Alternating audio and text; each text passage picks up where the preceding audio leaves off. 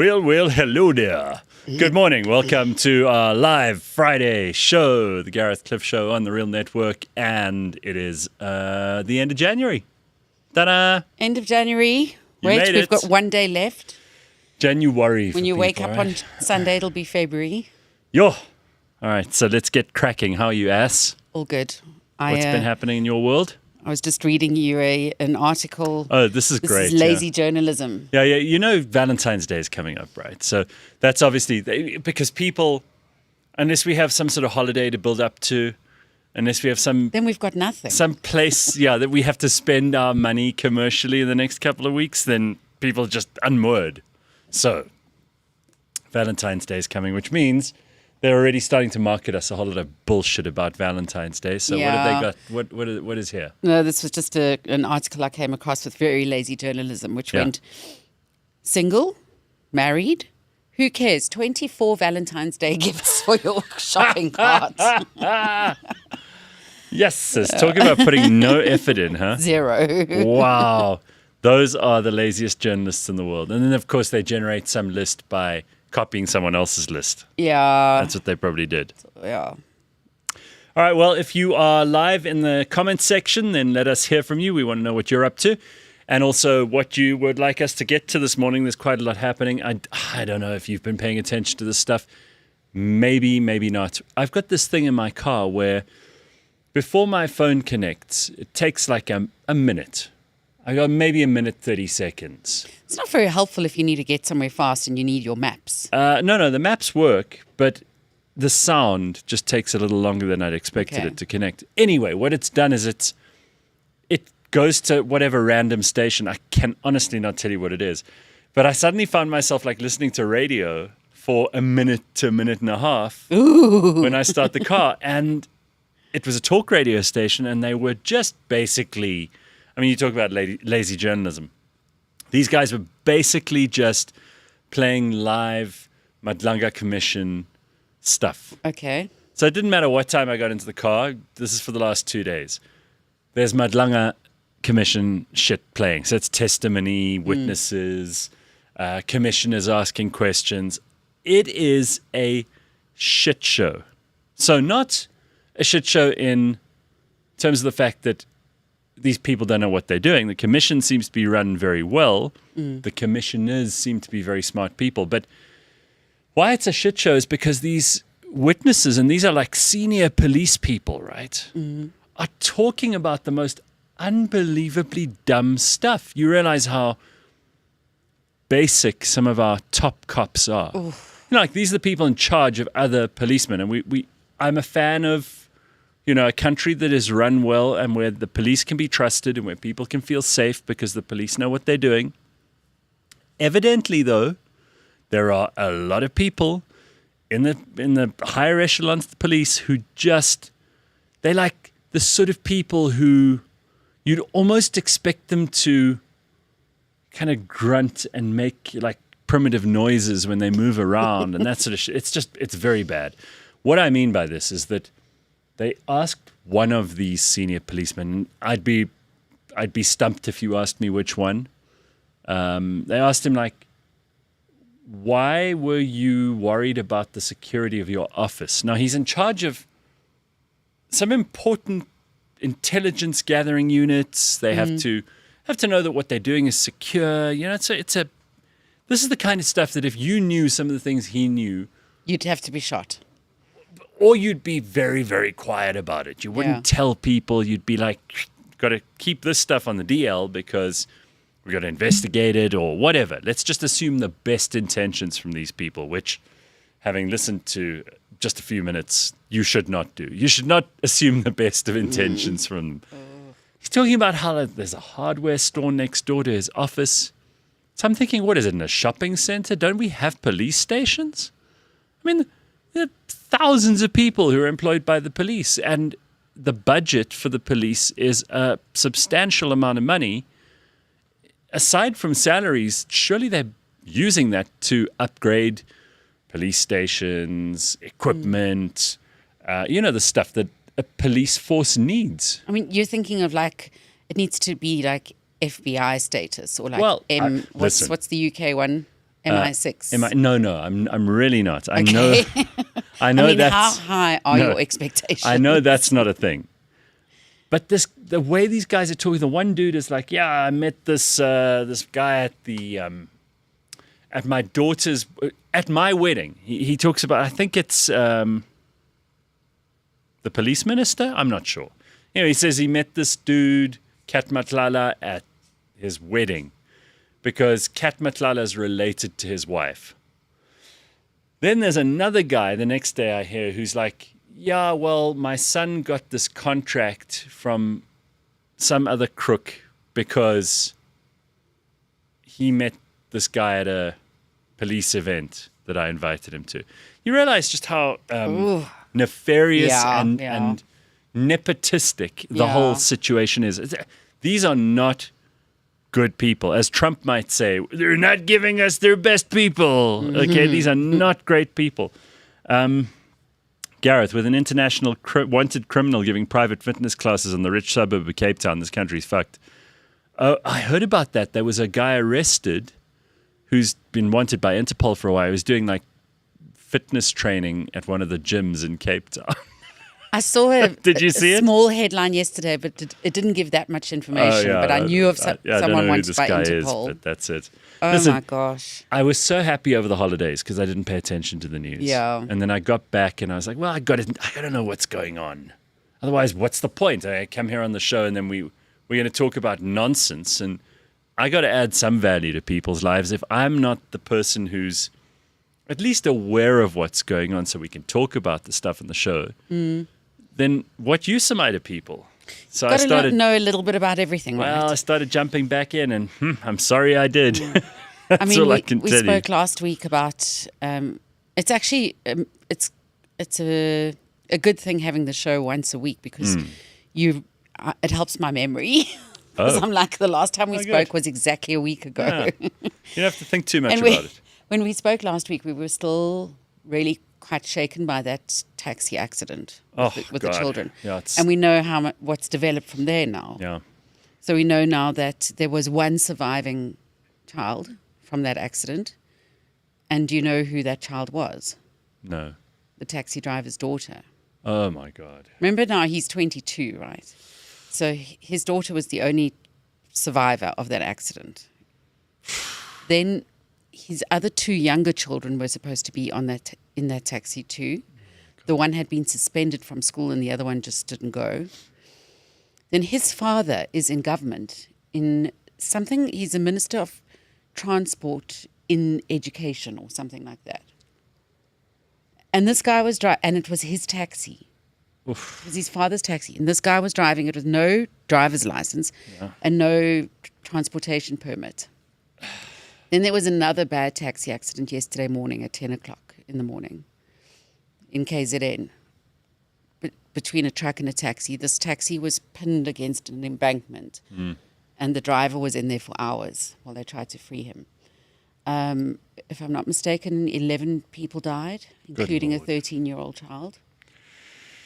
I'm just like, yeah, are we really? We're back into the news. We're back into the swing of things.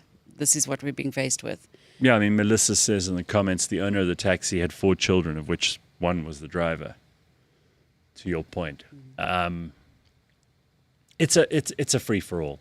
Listen, I often joke about this being the Wild West, and South Africa is not a rule-based place, and you can do anything you want here, and nobody follows the laws. No one. It's just it's chaos. It makes me feel like that roller coaster at Gold Reef City where your feet don't touch the floor. Well, I just don't think that. I don't think we have enough serious people in charge of things. Now, on the political front, there is a lot of talk about polls that came out this week that show that in the major metros, the ANC and the DA are neck and neck. There are a lot of people talking about John Steenhuisen on his way out in the DA and who's going to replace him. Again, this is all speculation at this point, but the ANC and the DA are not looking great. And those are our two major political parties.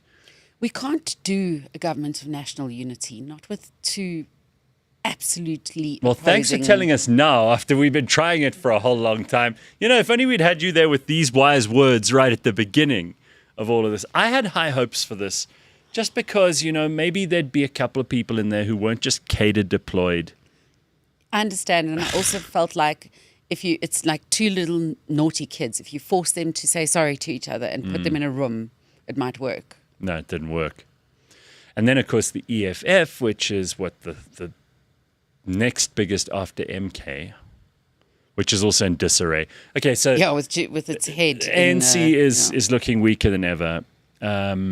Cyril's going to go soon, and nobody knows who'll take over from him. It's either Vigile Mbalula, Paul Mashatile, or who's the other one that they were talking about? There's someone else. Doesn't matter because they are sliding backwards fast, right? So they were equal in the polls in the major metros, which means whoever ends up winning in those places, they're not going to be able to run it all on their own. There's going to be a whole lot of these small parties. So we've got to come to terms with coalitions, even for those people who don't believe in coalitions, sooner or later. Then you got the DA, who are also replacing their leader by the sound of things. So who knows how long John Steenhuisen's got and who knows who will replace him. Maybe Jordan Hill-Lewis, the mayor of Cape Town. Nobody knows. It's all kind of pie in the sky at the moment.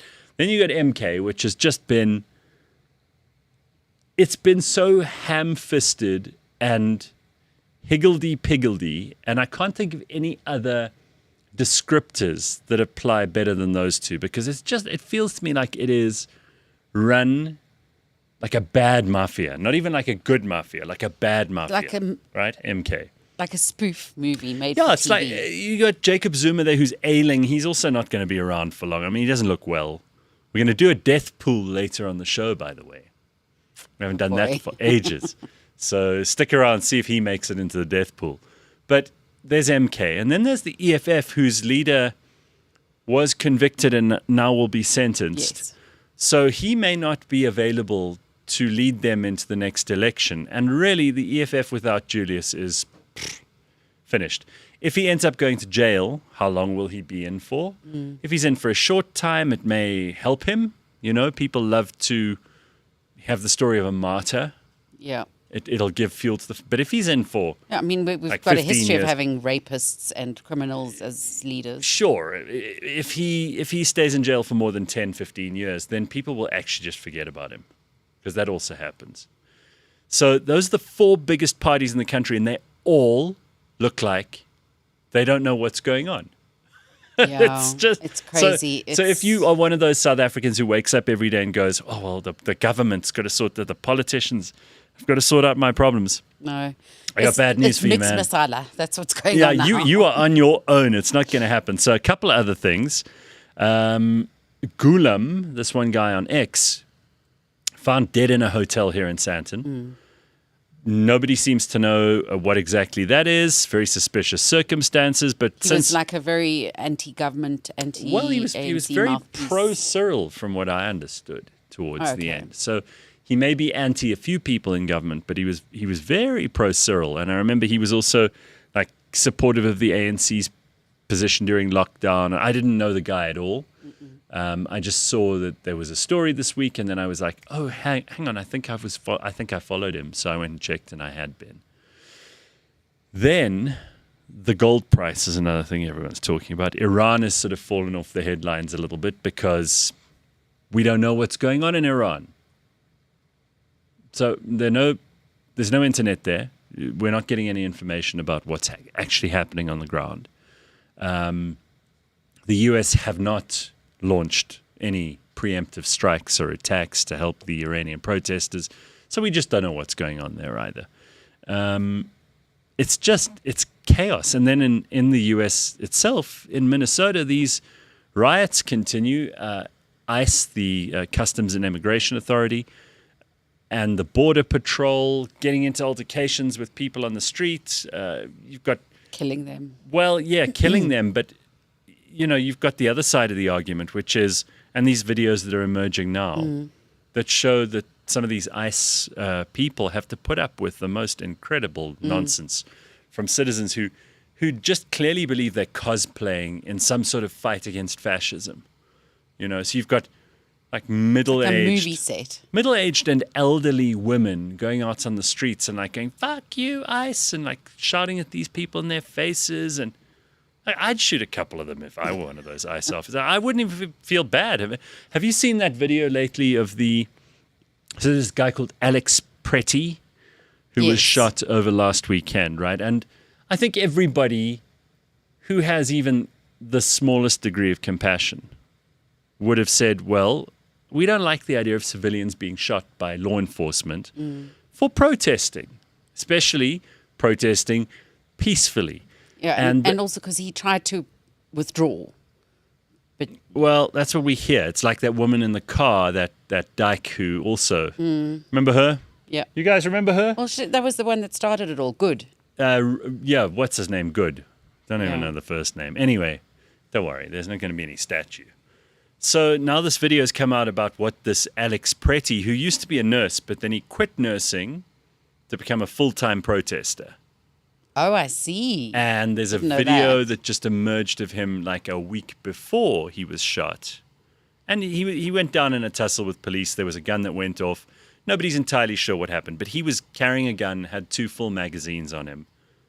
And he was looking for a fight. And when the ICE people took him down and they realized he had a gun, things got out of control.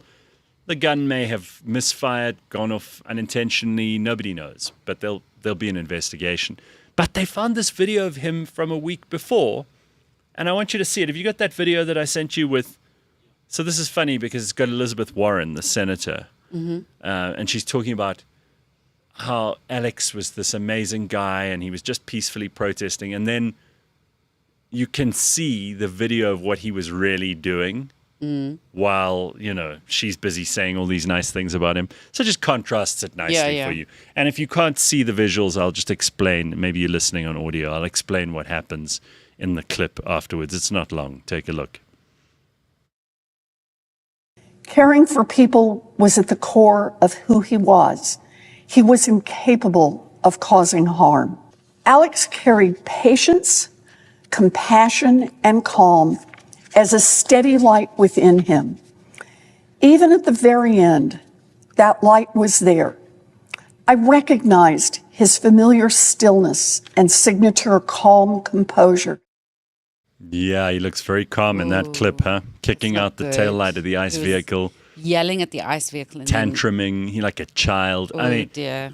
there's always 2 sides to the story. So the media narrative in America has been, well, he was just a peaceful protester. And The thing is, how far are you going to get as a protester kicking out the back lights of an ICE vehicle? well, You're especially, not making. and these are not like South African police, right? These are American law enforcement. They all carry weapons, and they're of a military mindset. you don't fuck with the U.S. police. You don't fuck with highway patrol, border patrol, law enforcement. They're on a different wavelength. Those people, because they're in a country where most people have guns, or at least a lot of people have guns, everybody is nervous about confrontations. And the best way to not end up in trouble is just do whatever the police tell you. Now, you've got these people in Minnesota who are, by the way, it's very organized. There are signal groups which are busy sending out information to each other. It's coordinated and it's funded, whatever's going on there. It's not like some organic protest that just grew up because people are worried about their neighbors being pulled out of their houses by immigration and sent away, deported. This is clearly a very well-coordinated plan, which has got money behind it, because they all have signs and they're all equipped and they're all told where to go, and people from out of state are bussed in. It's all very suspicious. However, I'm not going to say that I necessarily have taken a part of this fight as my own. I it's too far away, and I don't know anyone in Minnesota, so it's not of particular interest to me. But it does strike me as odd that these people are going out, and these are, by the way, not trained people. They're not the kind of people who've ever dealt with conflicts in their real lives, and they're going out and looking for trouble with the police and ICE and Border Patrol.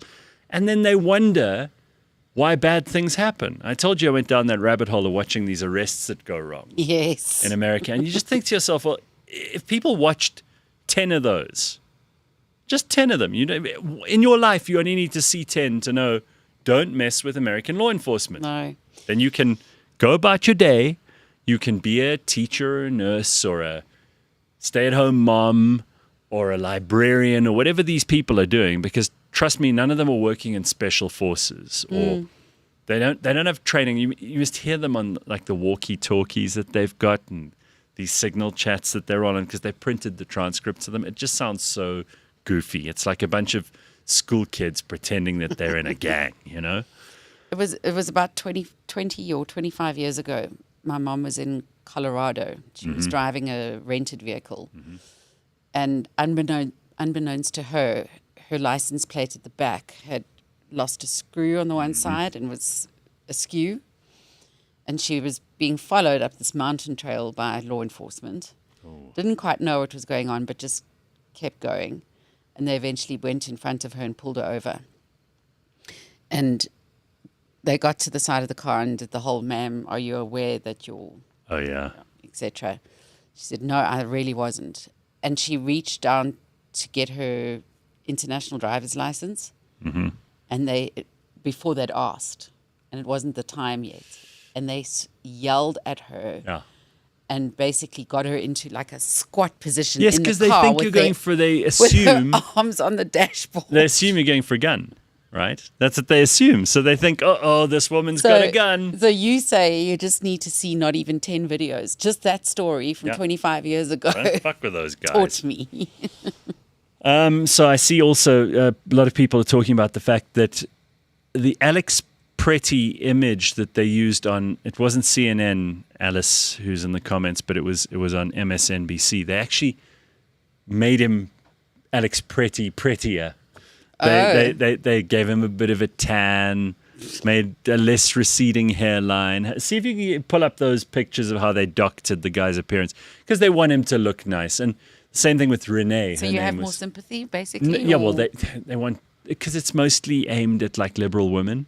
So if he's better looking, they'll feel more for him. You know, these are very stupid people. They did the same with Renee Good, the woman who was shot the other day. She looked like she was short hair and like no eyebrows, and you know, she'd gone full like lefty. But they found a picture of her like running on the beach when she was still married to a guy, and they used that picture in all the news coverage, again, to try and make her look less like a raving lunatic who would take on law enforcement. And it's so true how, as humans, we feel more if the person's good looking. Of course. Like, remember with Princess Di? Yes, of course. Yeah. Nobody gives a shit when an ugly person dies. They don't. People are horrible. There are some dangerous people out there, says Christian, and everyone has a gun. Yeah, they made his nose smaller as well, this Alex Pretty guy. So you'll have to see the pictures to believe it. Everyone knows that there is a consequence for every action taken, according to Judas in the comments, and unfortunately he was taken down. Well, Judas, what you're saying is so right, but you are, I'm sad to say, in the minority of minorities, because most people go through life without realizing that there are consequences for their actions, especially people who've grown up in America in the 2010s. These are not people who've ever dealt with anything hard. You know, they're college students, or if they work, they've got a not particularly challenging job. That's why they have time to protest. We're not. It was COVID. Even in this country. Do we consider that as hard? No, for them? please. Everyone went through it, and it was bullshit anyway. But there he is. Look, take a look at that picture. So they enhance the colors. We've got his tan going on. Yeah, got his tan going on. They make his nose a little bit so he doesn't look so like worn down and worn out and pale on the left. Yeah, definite nose job there. Yeah. It's just, I mean, really, to try and make him... Something with the eyes, they look more friendly. The smile's completely different. But imagine being... His face is shorter. Leanne, there's a lot different. Imagine being a news editor and saying to one of the people in the news department, guys, you've got to make him look a bit better. It would be so bizarre. It Right? would be the last thing that came to my mind. So this is the kind of dumb shit that people are doing now. just to make their side seem like they're the good guys and they're better. And just stop it. Wow. Stop it. This is misleading. It's gross for people to be so deceitful. I'm just getting the ick thinking of that meeting where they decided to do those things. Yeah. I mean, they should really, we should know who the people at MSNBC are who gave that order. Just make him prettier, make him better looking. I want to know what kind of, and what business that person has being in a newsroom. You should not be. You should be a graphic designer at an agency at best. And even then, you're the kind of person who wants to mislead people. So actually, maybe we don't want you there either.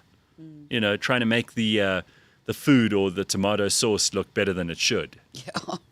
How often do you think of something as being false advertising? Yeah. I want to know who that person is who did that. I want to see what they look like. I want to know what their motivations are. And I want to know how they feel about the fact that they were putting out just bullshit. Yeah. Trying to this is the whole point. They were not trying to tell the story. They were not trying to objectively ascertain what the facts were. There shouldn't be like time for those sorts of thoughts and adjustments. It's like just it is a very, very weird priority to have, that we've got to make this guy look better. Yeah. You know, it's just really very bizarre. So then people are talking about, hey, leave the graphic designers out of this, says Vyasan. Clearly, I might have touched a nerve there. So he wasn't pretty, says Bitcoin But. Very nice. Bitcoin But's really on his comic fucking starting blocks this morning. Gareth, there are consequences, but in this case, they took his gun away and then put 10 bullets in him. Was that really necessary force?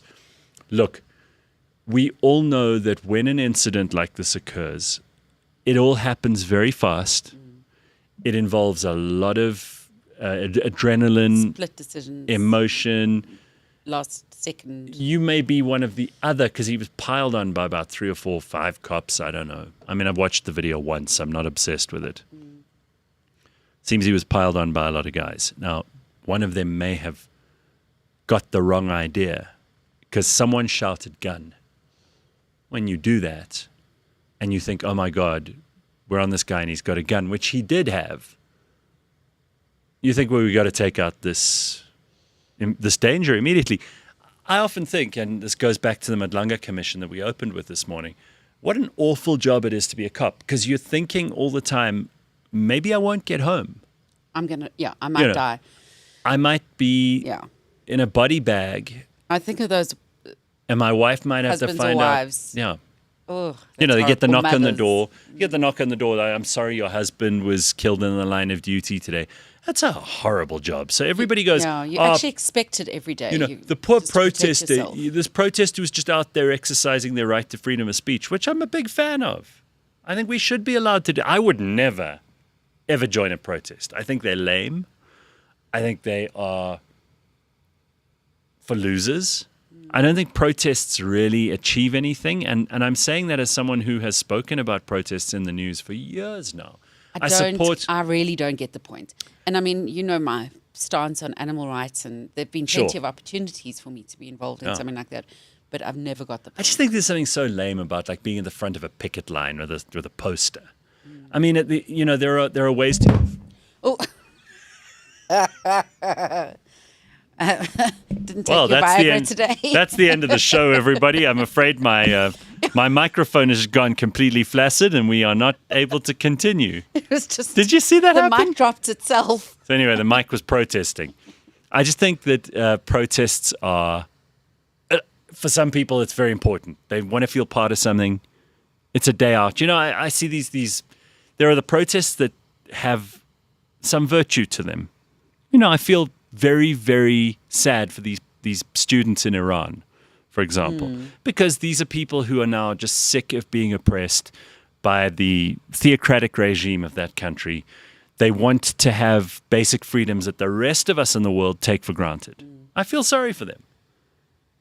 Then you get the ones who are doing these just stop oil or whatever protests, right? These people who glue themselves to the tarmac in England and then tie themselves to trees. And they stop traffic and shit. That is just super lame. But you're allowed to do it, and I don't think you should be stopped from protesting. My problem is that if you're protesting and you stop ordinary people from getting to their jobs, or you stop ambulances from getting to the hospital, or you block the highways, you should be put out of your misery. Like, Is there a clear out of the difference way. between protesting and signing a petition? Oh, that's just as dumb. I mean, I have signed a few petitions in my time. Yeah, I've that I have done. I've never gone to a protest, but Yeah, once there was a time on the internet where petitions were a thing. You know, there were If you got a certain amount of signatures, it might have made a difference. yeah, something.org would send you a thing, and you'd think, well, there are 3 million people have already signed this. It's good, must be important, and you'd read it, and then you'd sign it. But I always feel, I think for me, it would just be such a waste of time to be standing outside in the sun with a sign.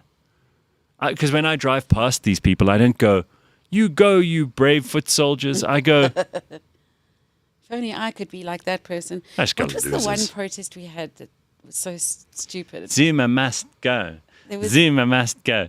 Zuma must Was it a go. Zuma Yeah. And then, there are all those Muslim groups in the Cape who are like always protesting some Jews or whatever. I think it's just Oh, yeah. pathetic. I It's drove just like, through come a on. pro-Palestine protest, and there were about 5 people with Yeah, a flag over it's the so, bridge. those are particularly sad because you get the impression that, they've tried to get more people, but they all couldn't make it, so it's just us. It's a weird thing. Are there any protests that you would definitely go to? I almost think that it would be better to influence things in some other way, whether that is at the very soft end of things. It's Like donating money. well, if you like really that. don't like a certain company, don't spend money there. It's a Yes. quiet protest that you can exercise. It might not affect their sales to the extent that they're going to suddenly, oh my God, well, Leanne Mole didn't buy our raspberries this morning. We're in big shit now. Yeah. There's that. And then the other extreme, there's like a proper insurrection, which many people are arguing is what we're seeing going on in America. I don't know. We got onto this because it seems to be everything all Americans are talking about right now in that country, but doesn't really affect us, does it? No. What else is happening in the news that got your eye? Caught your eye. Hopefully not got it, but caught your eye. If it No, got nothing your got eye, it I'm yet. worried. I've got more. I mean, you can don't go on. feel- I'm like me, I'm in like a woke bubble. Okay. What was interesting is that At least you admit it. I did experience this week where, because in the corporate world, it's so easy when something goes wrong, you just blame the other agency or you blame the other person. And this week I found quite an interesting thing happen where we knew we were in the right, but we were being blamed for being wrong. Oh. So we eventually called this meeting, and the opposing agency had to admit that it wasn't us. But you know who they did blame? Who? AI. And we know that that's impossible because we know the process behind it. And I even jokingly said, oh, you know what? In the world today, all you need to do is just blame AI. But yeah, that was quite funny. I It wasn't blamed people, it was AI. I did something with our death pool that we'll be playing later, and feel free to join in your office or your home. Some people have a moral problem with the death pool, but I just think it's a funny thing. And it's been accurate sometimes as well. Oh, we remember we had an ongoing one where everybody had 10 names, and so I think you got Michael Jackson one year, which was a bit of an outlier because we didn't know he was on the propofol with Dr. Conrad Murray at that stage, and you won it. Yes. In that year. So it could happen. I mean, it's just a fun thing to do. And let's face it, we're all going to die. So we may as well make fun of it, right? Mock death, because what else are you going to do? Sit and cry? I asked AI because we were busy thinking about like who are the old people, and so the first one it came up with, and I really got very, very angry with my AI. No, seriously. We all have at some point. No, but let me why? read it to you because this is just an example of how stupid AI is. People who are totally dependent on it are going to find themselves in big trouble. So I said here, just give me a list of names who you think the most famous people are in the world. Throw in a few curveballs. Who are the oldest or most ailing people in the world that people would know the name of, right? So it gives me this fact-based, no sentiment list, blah, blah, blah. It's very proud of itself, fucking AI. So it comes up, and in that list, it's got, which I found very annoying, Jimmy Carter, who died last year, even the year before. All right, so I'm like, Jimmy Carter's already dead. You should be ashamed of yourself. Did you type that? So it goes, correct. Jimmy Carter died on 29 December 2024. Right, it was the year before. Including him was an error. No theatrics, no excuses. I mean, I can now read, I can tell when someone's using AI because it's just got such a cheesy tone about it. It doesn't sound like humans sound. So I go, just give me a new list and don't fuck up again, right? So this is how I talk to it. So it comes up with another list. And then it puts Ozzy Osbourne in there. And I noticed, James, you didn't click that Ozzy's already dead. You stupid moron. So you're as bad as AI. So you were using the same thing. So it gives me this list in Ozzy Osbourne, born 1948. So if you would or snap to a maximum upset curveball, say which direction. Maximum? I mean, I'm like, just shut up. So AI is so dumb. We've got a long way to go before this thing gets its fucking head out of its ass. So I go, nonsense. Ozzy Osbourne died last year. Even Google seems to know more than you do about who's alive or dead. I'm starting to think you're crap at this. So ChatGPT goes, you're right to call that out. Ozzy Osbourne died on 22 July. It thinks by telling me this, I'm going to suddenly be impressed. I knew this before. It's whipping a child because they got the sum wrong. And then they go, 5 times 5 is 25. Yeah, exactly. Stupid fucking AI. So it says, he's not alive and should not have been on the list. Let's correct that top 10. So I just go, I eventually was like, I can't trust you. And this is a big reality call on something dumb. Have you seen the video where people ask ChatGPT, and I think there were 2 other engines they used as well. They say that, how many R's in raspberry? Oh, yeah. And for some reason, it just can't count 2. The 3. Yeah, yes. It only goes 2. And this guy, it's like a 3-minute video, and he says, no, spell it for me. And then it reads it out, and it reads it out correctly. Yeah. And says, how many R's? And it's like 2. Yeah. And it doesn't want to admit it's wrong. And you know, the paid versions of, we've got so many names for ChatGPT. This is our paid version that I was using. We call him Gepetti in the office. Yeah. But even the paid versions are spewing out crap. Bullshit. And they're quite expensive. If you've got many users, as soon as you've got too many users, we just detect suspicious activity. Yeah. And the question was raised yesterday in the office, do we downgrade? Because we're actually not experiencing much better. Yeah, you see also the lazy people are using it now to fill in a lot of gaps. You suddenly get a business proposal from someone who just 3 months ago couldn't put a fucking sentence together. Yeah. You realize that person is just using this technology, which is what it's there for. That's what it's there for. And it's. But I'm not going to take you more seriously just because you typed in a question and copied and pasted an answer. But I must say, I was quite proud to say that yesterday, when we were having this debate, I thought I haven't used it in about a week. Oh, wow. A whole week? Sure, still. Look at you. You outlier, you. I was quite proud of myself. So a lot of talk in the world of marketing and advertising is around how people will advertise. They will want you to know that they are human and that they use humans.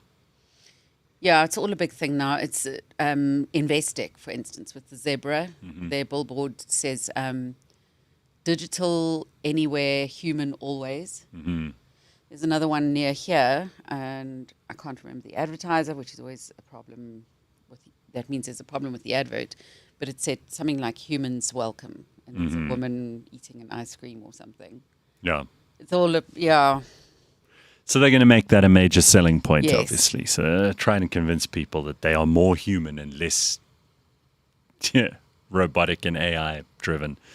But the exciting thing that everybody in tech is talking about this week is Elon is not far off launching his Optimus robot. Well, I'm not excited because I see these things fail when they do the launch. I don't know. I want to get excited. Just remember the Tesla with the window. Yeah, but I mean, now we see Teslas all over the place, and they are very good cars. Have you ever been in one? No. They're fucking cool. Not the Cybertruck, which looks weird, but I mean, some people like it. Do you remember? I think they're really cool cars, and we've just taken it for granted that they're out there and commercially available. Not a lot of them in South Africa, but they're all over the world. And they really are competitive with the very best cars of the old rotary engine. Ye old rotary engine. Something that I learned last week about BMWs, talking about cars and just how they've evolved. The whole thing about BMWs and BMW drivers don't indicate. There's actually a reason behind that. So the old BMWs at one stage during one phase, if you pushed it too far, the indicator, you couldn't get it back again. So the indicators were actually quite shitty and faulty. Oh. So it would either go the opposite way to what it was supposed to, or it would get stuck and it couldn't come back. And that's why BMW drivers stopped even just using it. Oh, we're blaming one faulty model. Blame AI, you know. Now, and remember, every time a BMW went up a series, it had more buttons, and eventually it looked like a cockpit. So a family member of mine bought a new BMW this week, and it's a thing of beauty. It's an X5, I think.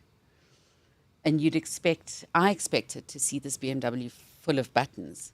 It had barely anything, just a curved screen, completely minimal. Yeah. Listen, I blame Knight Rider for the obsession that certainly our generation has with how many buttons you've got on the inside of your car. Knight Rider, for anyone who isn't 1,000 years old, David Hasselhoff, he had this car called Kit. The car could jump over stuff. It could go up on two wheels on this side, and it could shoot shit out of the back. Spoke to you. All kinds of stuff. It was intuitive. And as a kid, I just wanted that car more than anything. I remember it came to South Africa, right? Yes. And people would go to a shopping mall or wherever this was. I think we also went as kids, my brother and I, just to see this car. We could give a shit about David Hasselhoff. Like literally, David Hasselhoff was sitting there signing autographs and doing pictures. My brother and I went straight to the car. We didn't. I don't think I noticed that David Hasselhoff was there. Yeah, it was all about Kit. Yes, that was a cool car. It was such just a cool because it could car. do everything. Now, Turbo boost. Now you actually do have magic in your car. Like you have. I thought about it. You've got, navigation. The windscreen wipers go on automatically when the rain comes down. Choose the color of your interior with lights. It's wild. You could never do that stuff before. You would have thought it was magic in the 1990s. I remember when we were driving to some faraway holiday place, and I would always have the map book. I was that nerd, okay? And I thought, if only I could see with like a little red dot where we are on the road on this now map. You just turn on the screen. And then I have to say, visiting at some shopping center, I went to the Steeldale, which is in the south. Right. I went to the Steeldale Hyperama or something because Airwolf came. Oh, wow. The Okay, now helicopter. that was fucking cool. Yes, but not the actor. What was he? He was a short guy. Jan Michael Vincent. Yes. He I became expected him to jump like out, a but he big druggie and alcoholic. did he? Yeah. He looked like absolute shit towards the end. He would be a good one for the death pool because if he's still alive, I was don't know. thinking David Hasselhoff as well for the death pool. He's fine. Okay. He's all right. Remember his child took a video of him eating a cheeseburger on the floor. Yeah, that was like the lowest point in his life. And I think now he jokes about it again. But, I mean, even, sure, it was fun to take the piss out of David Hasselhoff. But most people's lives are like that every day. So many people are alcoholics and their kids are like throwing fast food packets at them and stuff. And they're an embarrassment every day. For David Hasselhoff, it was just that one day that was caught. And also, those were in the early days of social media. He was Very a judge at embarrassing. the time. Someone on put Singing one of his Show. kids, didn't they upload it and then They it were went trying viral? to show him what he's like when he's drunk. Right. There was a guy who was on Airwolf with Jan Michael Vincent, who was old, who's definitely Oh, dead. yes, yes. His name is Ernest Borgnine. Do you remember him? Yes. Yeah. All right, have we got Dr. Hanan? That's marvelous. James, were you just expecting me to automatically, get a feeling? Or were you going to say to me, by the your way, spidey senses. the greatest psychologist in South Africa is on the line, just fucking sitting there. Don't you want to talk to him, Gareth? What are you doing, James? Picking your ears? Dr. Hanan, I know we were going to talk about something else, but where can you get good help these days? ChatGPT. I mean, this producer of mine. So, how are you? Let me start again. This is not a great way to start your one shrink appointment in the week. How are you, Doc? Oh, well. How's your week been? Oh, well. Oh, Good. they're amazing. They're amazing. Good. How does it make you feel? I feel awesome. Now, listen, January is shitty for people, but you got to get into the year at some point, and if you've made it through this month, you deserve a little badge of courage, don't you?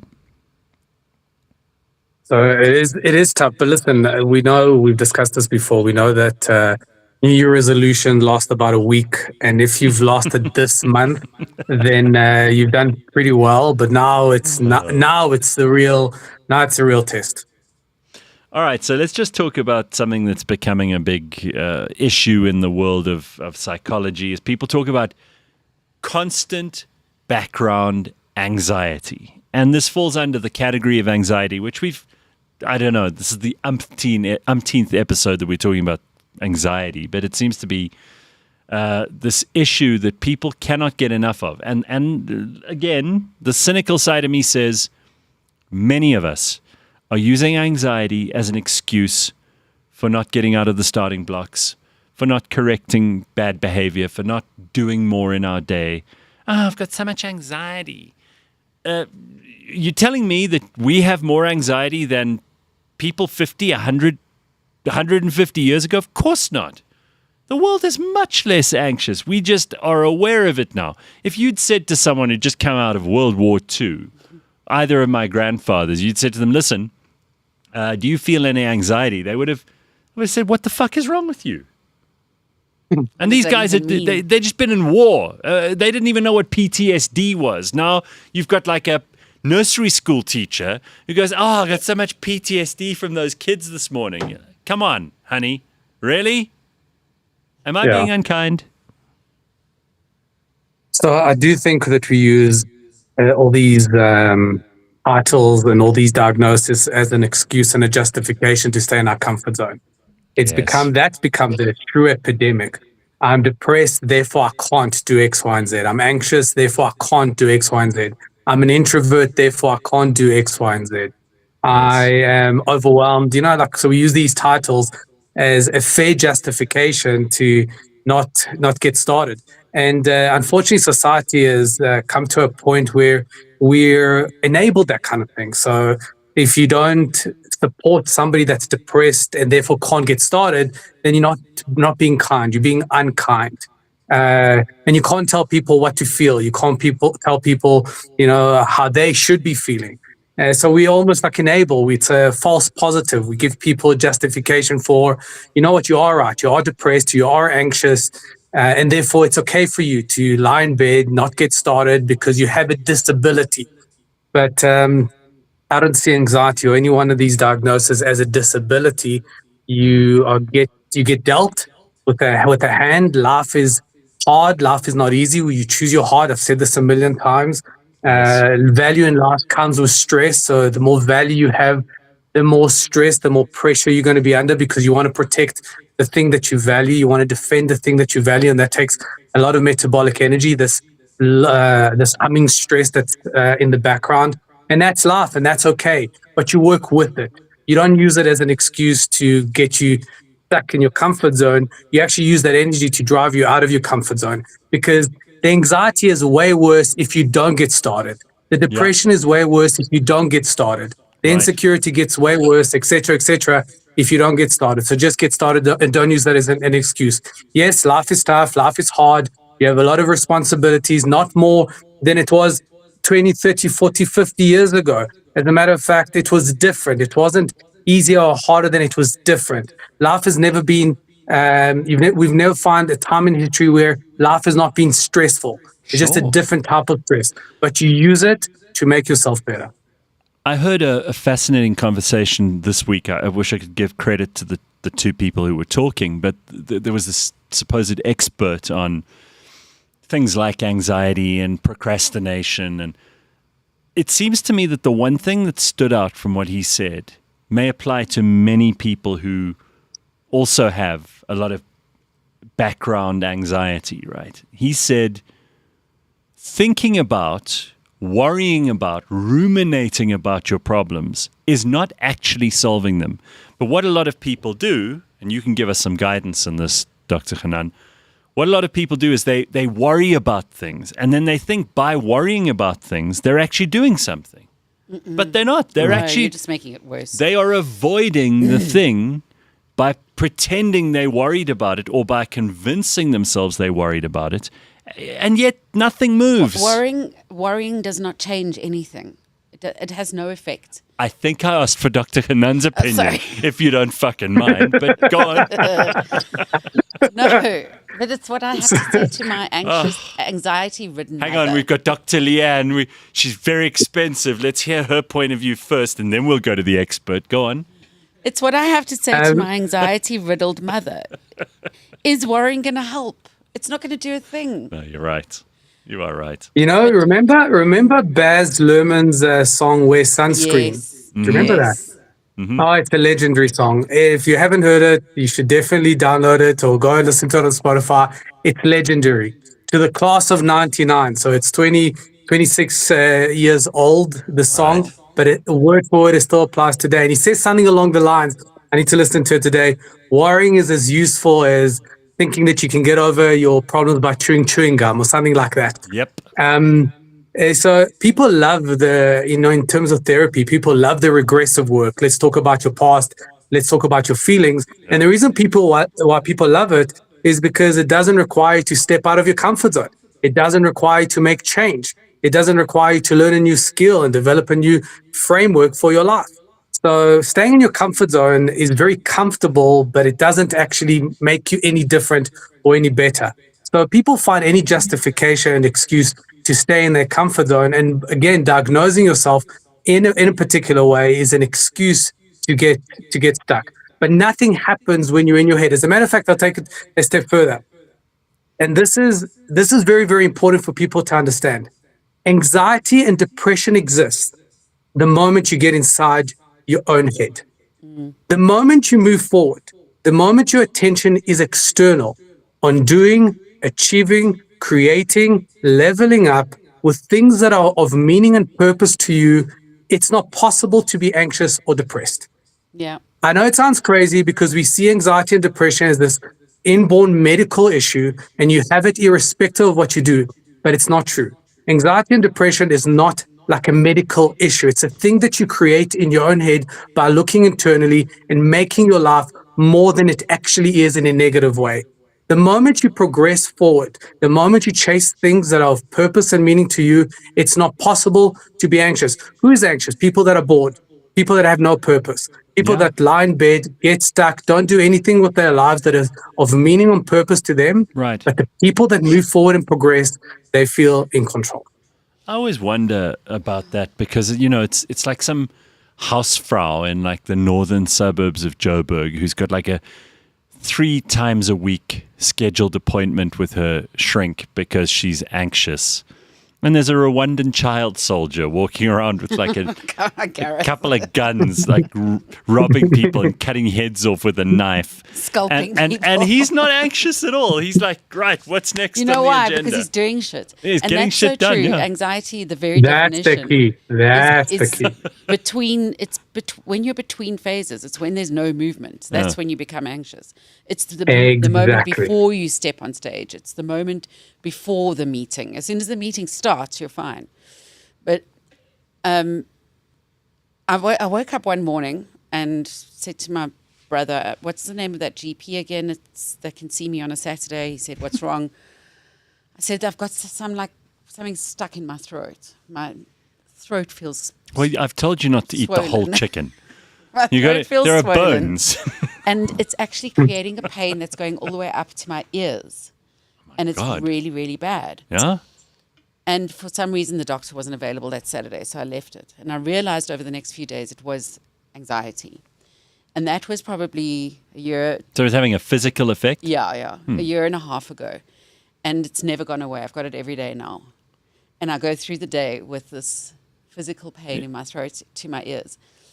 And I'm coming with the shotgun next week, and we're just going to put you out of your misery. that underlying anxiety that we're talking about for me is there permanently, and I've got a Why? physical reminder of it. What? And I'm ignoring it and just carrying on. Good. But then, is that the right thing to do? Yes, you got shit to do. Because I don't have time for that shit. Exactly. Exactly. Gen X, man. Exactly. Power People through. that don't have time for this kind of stuff, they feel in control. Just get busy with things that are meaningful. So Bitcoin But says here, can you imagine anything more anxiety provoking than being a suspected witch a few hundred years ago? Imagine you're just Gareth, you know what? I did not think about witches from I know. a few hundred years ago until you brought it up No, a it's few years Bitcoin ago. But. He brought it up. I love a witch cue just gets me very excited. Imagine you're just stirring your cauldron. You're thinking about like flying on your broom tonight to kidnap some Rehearsing your child or whatever. spells. Yeah, you got to get an Eye of Newt. Fuck, where do you find the Eye of Newt? What is a And then- newt? And then you're suddenly like, oh, I should really be anxious about the townsfolk coming down the road with their pitchforks and their flaming torches. Still got my head today. Yeah, hard to be a witch, You know, man. so linking to what you're saying on a serious note, uncertainty is just metabolically incredibly expensive. We live in a state of anxiety the moment there's uncertainty, the moment we're not sure, the moment we live in limbo and on the fence. And that's why forward movement is very important psychologically for the brain or the psyche, because you are going out and getting data. You're not sitting in limbo. So I always tell people, rather go and make a decision and get it wrong than not make a decision and sit in limbo. Uncertainty is what creates that anxiety. That's why forward movement cures it. Dr. Hanan, I know you need to go, but Carl dos Santos in the comments saying something which I think we must get into maybe next week. Says, Gareth, I would never hire you as a manager. You clearly lack the ability to fire people. How is James still employed? Am I too soft? Let's get into that. People who just, give people too many chances. They should fire them, but they don't. Let's talk about that. Yeah. Right. So just leave James in limbo. Don't tell him what you're going to do, All right. No certainty. but tell him He you'll must make be- a decision. Yeah, exactly. He must be anxious. That's what we want. Leave him in limbo. James, we're not sure what you're going to do with you. You need to give me some time. I can't tell you when I'm going to tell you, but I will No. tell you.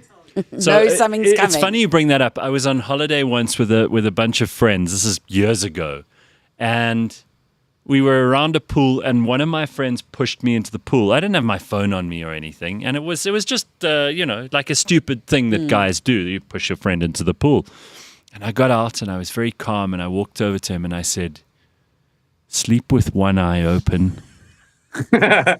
It may not be today. It may not be in 10 years' time. It may be in 40 years' time.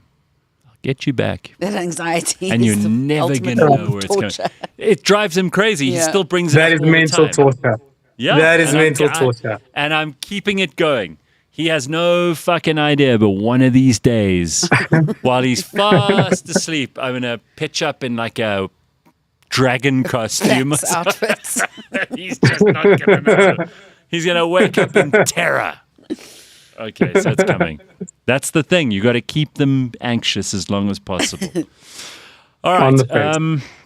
Dr. Hanan, have an awesome weekend and Thank you, guys. Enjoy the last day or two of January, and we will see you next week. Thank you so much. See you next week. Bye, guys. Bye. Very good. Well, it is about this time in the morning where we get to talk to Ben Karpinski, who has rejoined us after a very, very busy week on the bounce and being at cricket finals and all kinds of exciting stuff. Cricket? Yeah, the S40. Yeah. Did you remember your little tag? This is why bad stuff happens to you. It's no longer a mystery to me. You're dying of 73 things at once, but look at you, you're just a bit of a prick. Just a subtle prick every day, solidly. Yeah, and there's That was the S40. Yeah, and the SA20 final was better than I could ever have expected. On so many levels, it was just incredible. The game was great. The stadium was perfect. So my co-host Sandile on Bounce Show, he's never been to Newlands before. Like a lot of Joe Burgers, but it was the most perfect day. You could not have scripted anything better. The game was great. We got to chat to people. But you took Flex and James and Marvin along as well. And Tion. I mean, were they any use? Yeah, of course they were. Yeah. You know, He says, and looks far off into the distance. For a bit. Remembers No, it all was- the past mistakes. You know what? It was a great away game for us because everyone got to chill a bit. Everyone got to do a little bit of stuff. Okay. We did a live show, which is obviously a little different dynamic. And then Oaks packed up and they had to get back with the plane the very next morning. So it was work, but it was also a lot of fun. And I think it really comes across in the show that when you get to a place like that where the game was so good and the vibe was so cool, like we had a little studio in the like a box It basically. looked phenomenal. And then in the back was like all the fireworks were going off for like the grand finale, and we just like kids just enjoying it. That's nice. It's just you can't script that, you can't really replicate that or just try to have it like planned. It just happens, and it was just so cool that they gave us opportunity. And I mean, that's like the sixth show that we've done now based on this tournament. Guys, what's going on with Ben? Even Andy in the comments says it looks like he's a cutout. There's like a line on him. What's happening? Yeah, I'm not wearing green. What? Oh, what's happening there? You want to figure that out? Just see what's happening there. All right. So Ben, couple of things. We'll get into some Gareth. sport just now. We're also going to talk travel with you this morning. Sports travel. Yeah.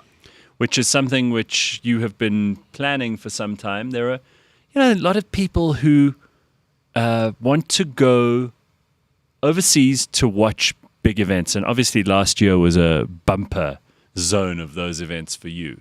And then you suddenly had this brainwave, which I think many people have at some point, that they want to arrange trips for groups of guys to go and play golf, for example, which you did. Yeah, I mean, I mean, I it's actually, how some people in the UK have been able to, or been interested in seeing anything beyond Manchester because they've travelled to watch sport. Well, the Barmy Army, when we're talking about, Yeah, I mean- English tourists, imagine being their tour organizer. Must be hell on wheels in a black dress. because of sport, they've got sunburns in other countries now. Yeah. Not just in Marbella once a year. All right, then. Where are we going this week with team Torremolinos and no, they actually go to like exotic places, nice places. Mallorca. Torremolinos? No, I mean, like I had a guy come out to me. I went to watch the Stormers game on Saturday at DHL Stadium, and the guy came out to me and said, like, how do you get to do all the stuff you do, like with sport? Listen to the show, obviously. Shout out, Steve. And I said, look, Steve, I mean, I just have really good people Look, around Steve, me. it's none of your business. Look, Steve, piss Number off. one, Steve. That's what I Yeah, usually... piss off. People are like, what are you doing on the show this week? I go, none of your business. Listen to the show. We do one a week. You can manage. And to your point, it's like I always want people to share the joy that I have with these things. So today we're going to talk about some proper sports packages and what the year ahead holds because Package holiday to Mallorca. Can we, before we get into any of that stuff, the elephant in the room that everyone wants to know what we think about is the fallout from Brooklyn Beckham turning on his wedding. family. Where his mother apparently danced like a hoe. She was inappropriately dancing with him. It's all about Brand Beckham. They all hate his wife. It's just, this is so... it's so ugly. Every family has stress tests throughout its life, right? So you got the pervy uncles, then you got Sure. the delinquent child, and then you get the you get the wife that comes into the mix and corrupts or enhances a son. Yes. So one family's going to have one of those things, right? Yes. And I think the Beckhams, that was their iceberg that sunk the Titanic. Well, it seems like it's all falling apart for them. Okay, first Those up, poor Beckhams. don't take it online. Be a man. Yeah. Talk to your parents. Don't go on Right. Instagram with a tell-all Prince Harry. Well, it is move. Princess Harry. Yeah, I mean, that's what he did. I'm going to write my book and sulk because you guys are mean to me. Yeah, I mean, like, dude, you grew up with the best possible life. Your dad is an absolute football legend. I mean, he's not that much of a retard. I'm sure. Charles. No, I'm talking about Beckham. Yeah, King Charles is also played right back big for Swindon. football legend. Like, just kick it towards the Like, goals. I'm pretty sure Brooklyn's life was okay. Yeah, okay. Now your wife's getting dry humped by your mom or whatever. But like, there's worse things in life, bro. I promise. I just don't. You know, a lot of people who have no fame or wealth or notoriety in their lives, they fantasize. It's like, imagine you're born into a world where you're David and Victoria Beckham's kid. You really have to concentrate hard to fuck that up, It's a good one. right? Yeah. It's a good. I don't like it. I don't wouldn't like want it. Well, yeah, sure. I mean, there are better, worse things, but there's always someone better or worse than you. There's always Always. someone who has more advantages or less advantages. But it's not a bad gig to be Brooklyn Beckham. So you have to go for a he was whining about some family shoot he had to be on. I'm like, most people's families don't want to be in a photo with them. See, he doesn't know different because that's his life. It's just these are such non-problems. And I feel at this point, I feel bad for the whole family because they're clearly not getting along. They need to just spend a year in normal life, all of them, the Kardashians, so that they're not cutting cucumbers like this. Do they cut cucumbers like One how? of them did. What? Man, How? Just show about me like a again year with your ago, hands. She What- had the she was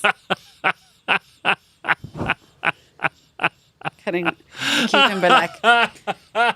They just need to go and live a 1 year normal life somewhere. Oh, God. There needs to be an exchange, like the wife swap thing.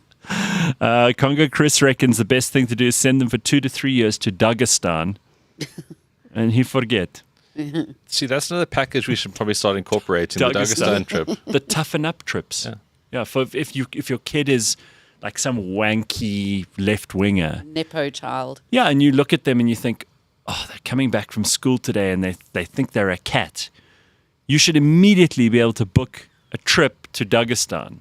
2 or 3 Dagestan. And Stay in a cave with Umbert and his family, carry wood, wash in stream, wrestle. wrestle. Like, the only way you can do anything is wrestle. You need to go to the toilet, you need to wrestle that guy to get through the door. You want to eat, you got to wrestle that guy to get to that grizzle bowl. Do you remember that Australian child in nursery school who cried because someone stood on her tail because she was a cat? Oh, God, yeah. That kind of person Yeah. should be sent to wrestle things. In It'd be a really Dagestan. great package because the overheads would be minimal. And I think for a lot of Massive parents, it'd return. be like out of sight, out of mind. Just get, little, whatever his name is, just get him right. He's going to be an embarrassment to the whole family, like Brooklyn Beckham. Yeah, Brooklyn Beckham. Send him there. He could actually be like the ambassador for Dagestan 2-3 years. Yeah. Like I'm not even sure where Dagestan is, but I like no one this. does, Gareth, No and you don't idea. need to either. It doesn't matter. It's just like Hogwarts. You kind of know. You go to the station here, and then you end up. You don't need to know. It's not about the location. Mordor. It's about the lifestyle. when I think of Dagestan, as little as I do know about it, which is very little, I do imagine Azamat from Borat Yes. being like the president there in a big, oversized, brown, double-breasted jacket that's always Or open, leopard print. and pants where the legs are too long because his legs are too short. And there's no tailor in the country. Fat, yeah. Unibrow. That's the president of Dagestan. Has to be, right? Azamat. Yeah. Plastic well, gold chains. If you just watch enough UFC, you know what Dagestan is all about. Mm-hmm. And I think this is a way forward for a lot of us. People tap into various cultures for certain things. I think it's time that Dagestan. This is a holiday package like no other. I'm telling you, for parents who just want to sort their kid out once and for all, and they've run out of patience, what an excellent solution. Seriously, this is terrific. We may have cracked a big egg for some people today.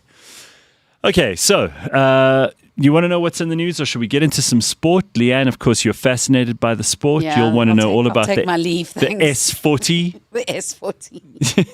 She's just disaster. So, Ben, while Leanne gathers her things and gets the hell out of here, and we're leaving you out of the... Play that with James and Flex instead. As long as I'm not on the death. No, well, Leanne, maybe we should put you in. Leanne, sometimes in the show, you got to go for low-hanging fruit. Just to get the ball and you rolling. are dying from about 70 different but things. listen, I did give up smoking and I'm losing weight. So How's that going, by the way? I have never had a cigarette since the course last year. Have never had a cigarette. Shut up, Ben. I haven't had a cigarette since the course. You dropping Bye. English as well. Shut up, Ben. Yeah, and have a wonderful weekend. All right, bye, ass. Shut up, Ben. When was the last time you had a cigarette? I've never had a cigarette. I've never, since. ever had a cigarette. All right, so the title of this episode on YouTube is all about how vegans are killing the world. Just remind me, we have to get to that. They really are. But since we've introduced the idea of sport, and before we get to sport, travel even, what is happening this weekend? What can we look forward to? What are the things that that people need to know? Well, Gareth, as we need to know, it is 7 days until the start of the Winter Olympics. Every week we've been telling you a little bit about this. Very good. Wow, Winter Olympics. It's like we've already got so many gifts this year, and then someone comes with this absolute winner right off left field. Winter Olympics in our own time zone. What a time to be alive. Magical. Very limited production, I think, for the afternoons going forward. Expect that from people who do care about niche sport like this. But yeah, 6th to 22nd of Feb.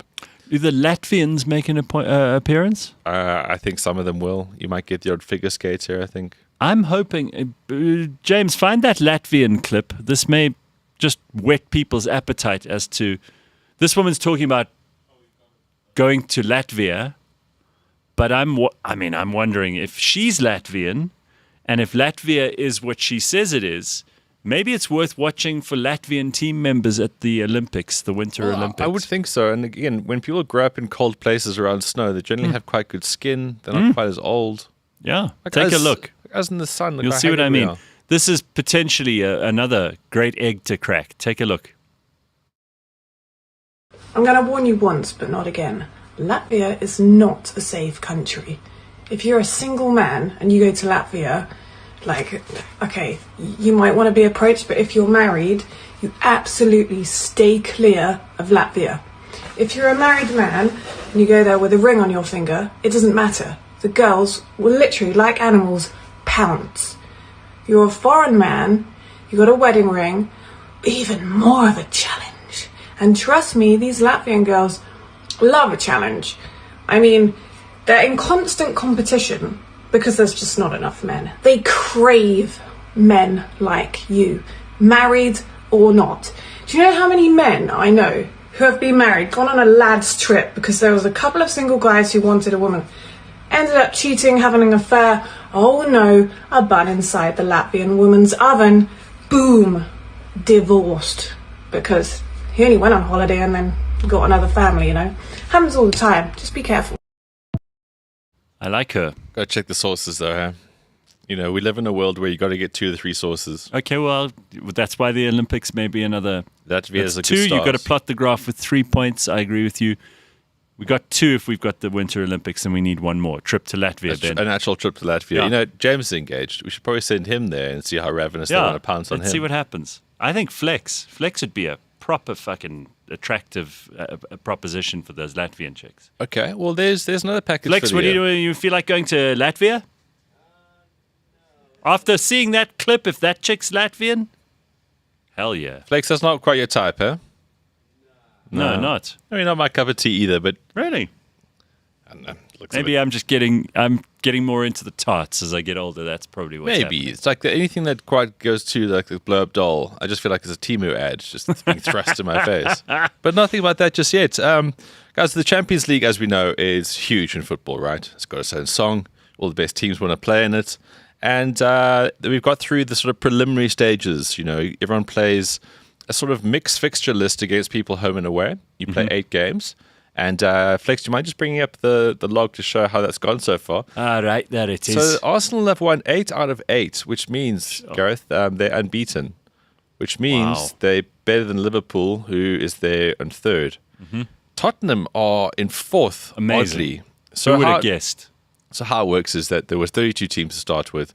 The shittier ones fall away. And then we get to that golden time now of playoff things. So, Okay, but I'm confused. And maybe I'm an idiot, but I see Bayern Munich, I see Barcelona and Sporting CP as being the only non-English teams in there. yeah, because English teams are pretty good. Okay. So they've got good squads. All right. Very good home records. So I mean, the English teams have the most money as well, so they just really are good. Real Madrid, they haven't had a great season, but they've sort of snuck in there. They're lowered down. Barcelona, of course, big money. Bayern Munich are just a particularly strong team.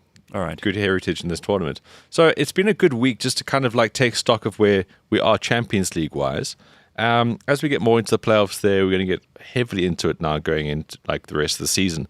Okay. But Premier League obviously is the big talking point within football, as it always is.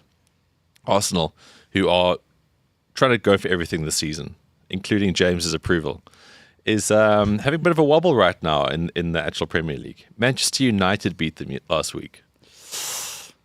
And Manchester United fans have not shut up about this. It's great. It's like Christmas came for them.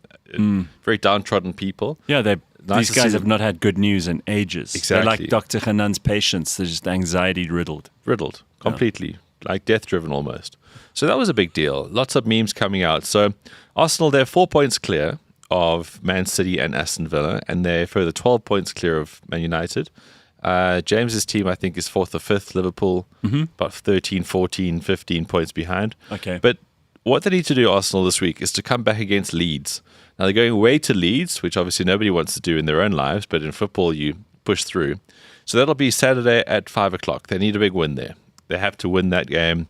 Hugely important for momentum. Didn't the Yorkshire Kardashians come from Leeds? Yes, they do. That's right. There's an actual bunch of Yorkshire Kardashians who go out in Leeds. Go around the malls, self-tan places, going to Tesco's for lunch. Yeah. So they might Talk about their relationships non-stop. Yeah. So they actually might be out at Leeds watching Arsenal this weekend. All right. Chelsea are always an entertaining team to watch. They're playing West Ham at 7:30, and then Liverpool versus Newcastle, a fantastic game of bad accents. That'll be at 10 o'clock on Saturday. Yeah, Newcastle's accent's terrible. It's rough.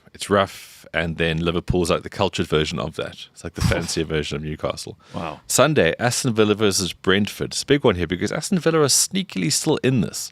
That's at 4 o'clock. Man United versus Fulham.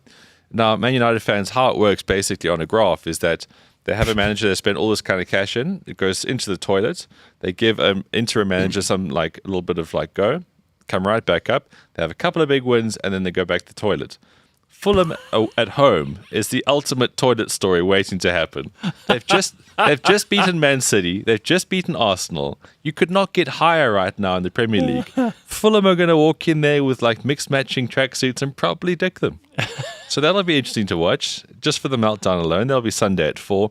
And then Spurs Man City wraps up the weekend. So yeah, if you're an Arsenal fan, obviously you want Spurs to do something good at some stage in their meaningless lives.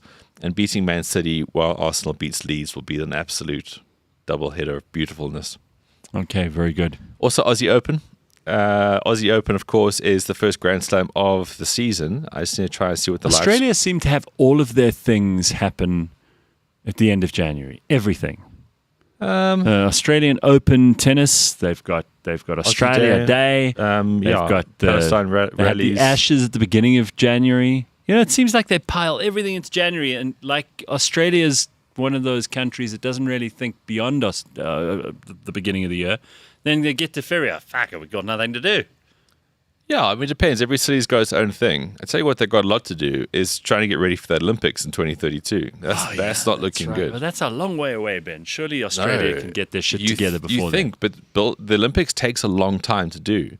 And Australia's like, they've got money, they're prosperous, but then they've also got like a huge amount of wokeism, and then they've got community projects that might stifle them. Like they're in a strange kind of base. Like Aborigines in like Alice Springs who need less alcohol on Sundays and that kind of thing. Yeah, I mean, look, there's a lot of icebergs such as tip-offs around here, but like a lot goes into making Olympics, and there's a genuine worry that these oaks aren't going to be ready. They're not going to get it done. As it was, they were meant to host the Commonwealth Games, I think 2028, as like a run-up, like, hey, look at us, we're very cool, we've already got so much together. And they were like, fuck, we can't do this. Really? So then Melbourne tried to pick up the slack of that rather than Brisbane. It just isn't going great. Like, a lot of these events aren't practical.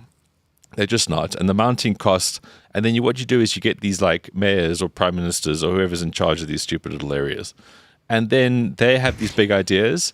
The costs mount. Everyone like basically slings shit at them. And then they go, oh, okay, well, we can't do that. So there's not going to be a new arena.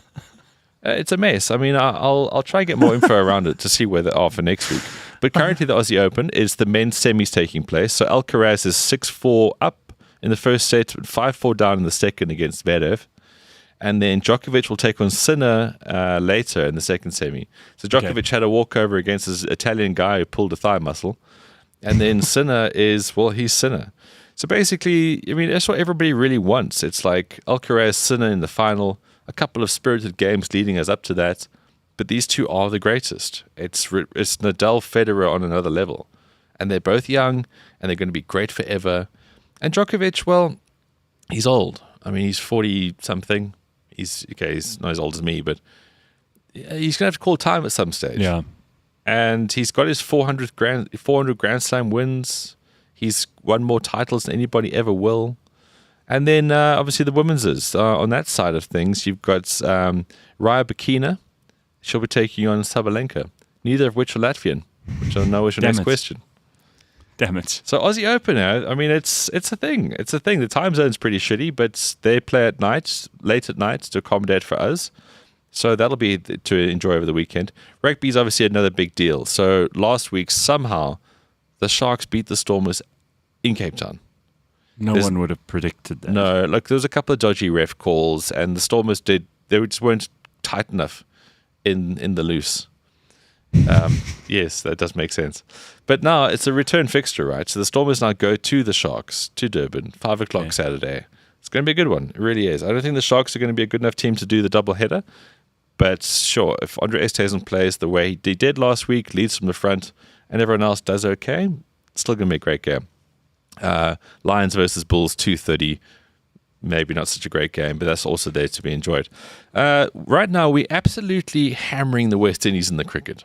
Oh, yeah. So we had the SA20, and now it's going to like T20 thing, because also next week starts the World Cup of T20-ness. So we're having a three-game warm-up series against the Windies. Hammered them in Paarl. There's a lot on the menu for cricket fans. So much. We hammered them last night at Centurion, and then Saturday is the Pink T20. Where all the money gets raised for breast cancer. And that'll be 6:30 Saturday. So weather permitting, another absolute humdinger. And tickets for this sold out literally instantly. I've got friends who live and die by cricket. Could not get tickets. Absolute sellouts. And sellout crowds just make everyone happy. And then there is actually UFC in Australia. To go back to your point right now. They do everything They're cramming in January. that in as well. Always. So Volkanovski will take on Lopez. I know the year's got 12 months, but I can only remember January. Let's put it in January. That's what they've done with everything. Get it all in. Yeah. They're the first ones to obviously enjoy January being so far east, and they just get everything in there. Yeah, so Volkanovski's versus Lopez too. Look, the thing about the featherweight division right now, or has been for a couple of years, is that Volkanovski was the greatest, the absolute greatest. And then Ilia Topuria came through it all very quickly, humbled everyone, knocked Volkanovski out, and then just said, I've got no more challenges here, and then moved on. As a non-fan of UFC, well, certainly someone who doesn't know anything, it does feel to me like there's not as much exciting stuff going on as there was a year ago. Spot on. It is. It's just that some of these divisions have sort of peaked, and now they're sort of trying to get back up. But the moment you have a return fight that everyone's seen already, and both of those guys aren't as good as the champion who just left, it just like, I know I'm being very critical here because every time these oaks fight, it's incredible. Every single one of them is an absolute champion. To do what they do is incredible, and I've never Weren't they slighted going to that. do some big fight night at the White House? Still in the mix. Are they going to wait for Donald Trump's ballroom is tremendous, great, beautiful ballroom to be finished, and then they'll do it? Yeah. So Donald obviously is friends with Dana White, so there's something in the works there. Donald's come out and said every fight's going to be a title fight, which is obviously bullshit. I mean, if you get 2 on a card, it's a lot. But I mean, wouldn't it be fun to have Gary Player, good friend of Donald Trump's, fight some other 90-something-year-old? yeah, see, that's a better idea. I think that would be a real crowd puller. No, I think what you do is Gary, I'm Yeah. 92, but I still do 100 press-ups in the morning. Totally, and then get an ICE agent fighting against some sort of screaming hippie from Minneapolis as well. That would be way better. Let's dress it up a bread bit. and circuses, Ben. When Dress it up a bit. if you've got real chaos on the streets, as it seems there is on the streets of places like St. Paul, Minneapolis, whatever, distract the people with bread and circuses. Give them a show in the great new magnificent tremendous ballroom. Totally. I mean, that's Right. kind of what Donald's doing. He's building his own coliseum of distraction. Right. So this is the thing about history, right? It repeats itself. Sure. And some people just package it better. So yeah, UFC 325. Like I said, this whole the featherweight division is that Volkanovski was the absolute greatest. I don't know how much hype is going to be around this fight. He's going to be too good for Lopez, you would think, because he's just so experienced and he's like fighting at home. Lopez is this pretty dashing Mexican oak who just hits like a motherfucker. Look, it's decent. The fans will enjoy it. And then the co-main event's not quite as decent. Dan Hooker, who's very spirited but ultimately gets beaten up by better people, and Benoit Saint-Denis is that better person. Benoit Saint-Denis. Yeah, he used to be in the French Foreign Legion. Like he's seen death in his life. Right. But there's a ceiling to all of these things. I mean, like we saw last week, Paddy Pimblett, he fought against Justin Gaethje. Now, Paddy's great. Like he's got loads of abilities, right? He's an upcoming star, huge hype. UFC needs him because he's English and he's a Scouser. But there's just a ceiling where hype and expectation hits. And Justin Gaethje, even though he's old, he's like 35, 36. Jeepers, he beat the shit out of him, man. I mean, Paddy went the distance, and to his credit, great fight, great match. Probably should have gone to ground a few more times or tried. You can't strike against Gaethje; he's just too good. Like this looks like his entire family tree has just been hitting people. No, like seriously, like his family comes from a mine that looks so disgusting. It's like manual labor is the only thing that's basically taken them from like a generation to generation. And he was just at a stage where he can make money out of fighting, so he's lived a more glamorous life. But he's like they're like there's bull terriers that will look at him and shudder. Nice, They come from a mine They do. that is disgusting. but just hard people, right? Hard people. And this is another thing. If you don't enjoy the sport but you want to get into it, go to the backstories of the fighters and you understand why these things work the way that they do. So yeah, that's UFC 325. That's pretty much it for the sport for the week. Well, I do want to ask you about bar golf, but we'll talk about live golf in a moment or two as well. I saw you at Stain City yesterday. Yesterday I had a day, Gareth. Very Wow, nice. I had a day. All right, but before we get into that, people have already picked up on the vegan thing. And you discovered something fairly disturbing. So I saw they're calling this one guy Carrot Boy in the comments. This guy says vegan lattes are saving the world. Wenson Wakaworth, that's what he calls himself. And people are already climbing in. I see Carrot Boy is in the comments now talking about how veganism is good. How did this all come about? Does he Ben? make any points, or is it just veganism No, is it's good? just like he's just saying veganism's good. We're saving the planet. Well, if Less car farts. if you can pop 5 little bullet points in there, yeah, sure. just so you can balance the argument, because you're Sure, talking bring it about- on.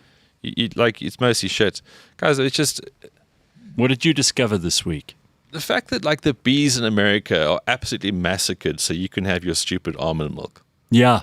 And almond milk's not even a thing. It's just basically water with almond smear. It's You they don't have, see, almonds don't have tits, so they can't actually make not. milk. unlike Latvian women. Yeah. Right. So milk, it's a marketing thing.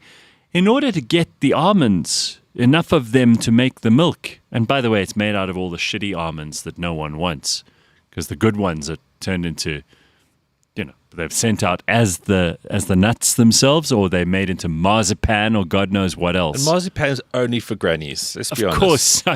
Who even uses the word marzipan Who except has a grannies? palate south of 65 years old that can actually stomach marzipan? Like the word. That will tell you straight away. All right.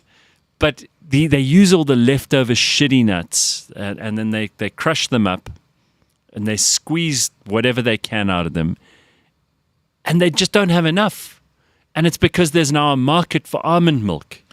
Well, yeah. And it's destroying California and so many other parts. First of all, it uses a huge amount of water. So much water. So the thing about, okay, so what's the basis of this thing, right? People who are lactose intolerant, they touch dairy, they shit their pants. I get it. Horrible thing. Don't want that.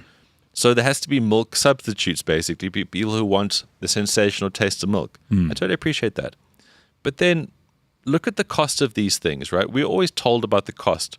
Like a red-blooded male life we're always told like this costs so much. This is so hard for the environment. This is so terrible. Blah, blah, blah, blah, blah. But not really, actually. There's so few people who are actually lactose intolerant, just like there's so few people who are gluten intolerant. And there are so few people out there who need to be vegan. Well, I heard an interesting thing just a couple of weeks ago that stuck in my head about how if parents actually exposed their kids to many of these things that they end up being allergic to, if you expose them at the right age, they don't develop the allergy. Funny that. They're growing up not being exposed to stuff like peanuts, for example. They've done all the clinical trials since the massive peanut allergy outbreak of the 1980s and 90s. They've discovered that if parents had just introduced their kids to peanuts at a young age, their bodies are extraordinarily good at figuring out that this is not going to kill you. You've got to get used to it. So exposure therapy is what is required, and then the kids don't develop the peanut allergy. I would like to run a test. Okay, so peanut allergy, lactose intolerance, gluten intolerance in Dagestan. How much? Oh, none. You'll find none of those people have How any many of those people allergies. are going, I can't go through today because my lactose is playing up? Go to that mine where that Just fighter in case you were she's talking mine. Right? No lactose intolerance Zero. there. Not a chance. That oak will love a peanut butter sandwich and you'll be fine afterwards. Good enough to go now fight someone else for his paycheck. So the bees, this is very disturbing. I'm a massive fan. A lot of people don't know this about me, but I'm a big bee Me too. fan. If we don't have We bees, need bees. If we don't have bees, this world's fucked. Bees Yeah. and vultures. Two Yes. things that we need to really protect and Yes, learn more about. absolutely. So what are they doing with these bees? They molest them. Look, I'll try to give you an absolute snapshot of this because I can see your producer has not given you extra information. But Oh, Jesus. But ultimately, Right. in order for these almonds to be created, it's like Australia. It has to all go in a tiny little period, right? So the flower and everything that happens around the almonds needs to be pollinated instantly. Yes. You can't just expect a couple of bees who are flying around to come and do the job. They bust the bees in. Oh. So beekeepers from around the country are paid huge amounts of money to bust all the bees in. The bees just go there, right? Yeah. But now all the Against their will. Obviously against their will. Yeah, they're just doing bee things. Sure. Suddenly they're in a box and suddenly they're in California. A lot of them don't want to do that. Now, all the pesticides and all the other harmful shit that goes into making these stupid nuts we don't need. Now, obviously kill the bees. So the bees get thrown in there and, I don't know, 40, 50, 60% of them die during the pollination process. The ones that live are so disconfigurated because of the chemicals, they don't know where they're going anymore. They don't know whether they're like a fucking donkey or a hockey stick. Oh, no. So they're basically useless for further pollination. This is abuse. It's massive abuse. And to take that many bees, because America's obviously fucking huge, it's really, really something that is, yeah, it's a bit depressing because we get told all the time, oh, cow farts, the ozone layer. Shut up. Yeah. This is way worse, but it doesn't get any sort of prime time information. So that's another reason not to trust vegans. Also, you can say, can I get a double flat white almond milk? Some bullshit. It's not necessary. Nobody wants that. You know, like when you go, yeah, I mean, there's a lot here. Oh, great. Are you giving us the summarized version? Anyway, I mean, the important part here, James is trying to, I think, get us to is the mortality rate is catastrophic. Beekeepers report losing 30 to 50% of their hives annually. Billions of bees die from this. Yeah. So just outrageous. It's a bee holocaust every year. Yeah, but I think another good thing to work out here is that a gallon of almond milk requires 162 gallons of irrigation water. Dairy milk, 8 gallons. Yeah. Rather go with the cows. I do see someone in here saying, but you shouldn't drink cow milk either. It's for baby cows. Yeah, but then people like ice cream and they like chocolates, and like dairy's got a place. Dairy has a place. Dairy's got a place. Calcium, a bit of magnesium. Yeah, I mean, it's good for you. It's good for you. Yogurts are good for you. It's someone asks a very good question here. What is the allergy to blue hair ratio? Probably also quite a good high. question, yeah. Super high. There's probably a correlation there. But you can look, we all know in the greater scheme of this world, people are pulling strings. And you can see how people make money. So it's like Nestle, who are one of the most evil companies in the world. They demonize people for breastfeeding. Why? Yes. Because they had all this formula they're trying to sell. They're trying to panhandle their shit. And it's like, it's really bad with babies. They got allergies to your breast milk. Breast milk. It's literally designed for that fucking baby. Well, Winson Wackerworth, that's obviously the vegan in the comments section, new to me, I've never seen him before, but hey, you're welcome, says, we can't actually do with animal agriculture into the future, even if we are in denial about it. What do you mean? Again, why? This is the thing about Explain. vegans. They've got such terrible arguments. I had a steak the other day, and I thought, this is just pure magic. Yeah.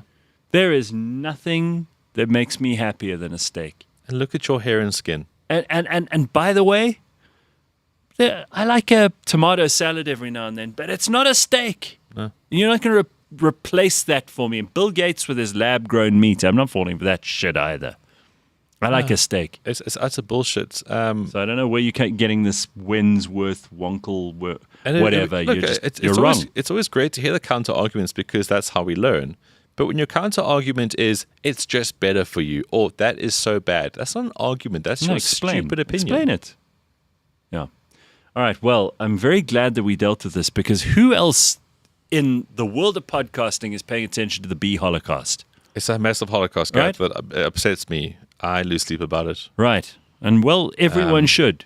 Yeah. In fact, if you haven't thought about it before now, shame. Shame on you. And also, other than trying to feel smug, what is your almond milk actually doing? Please.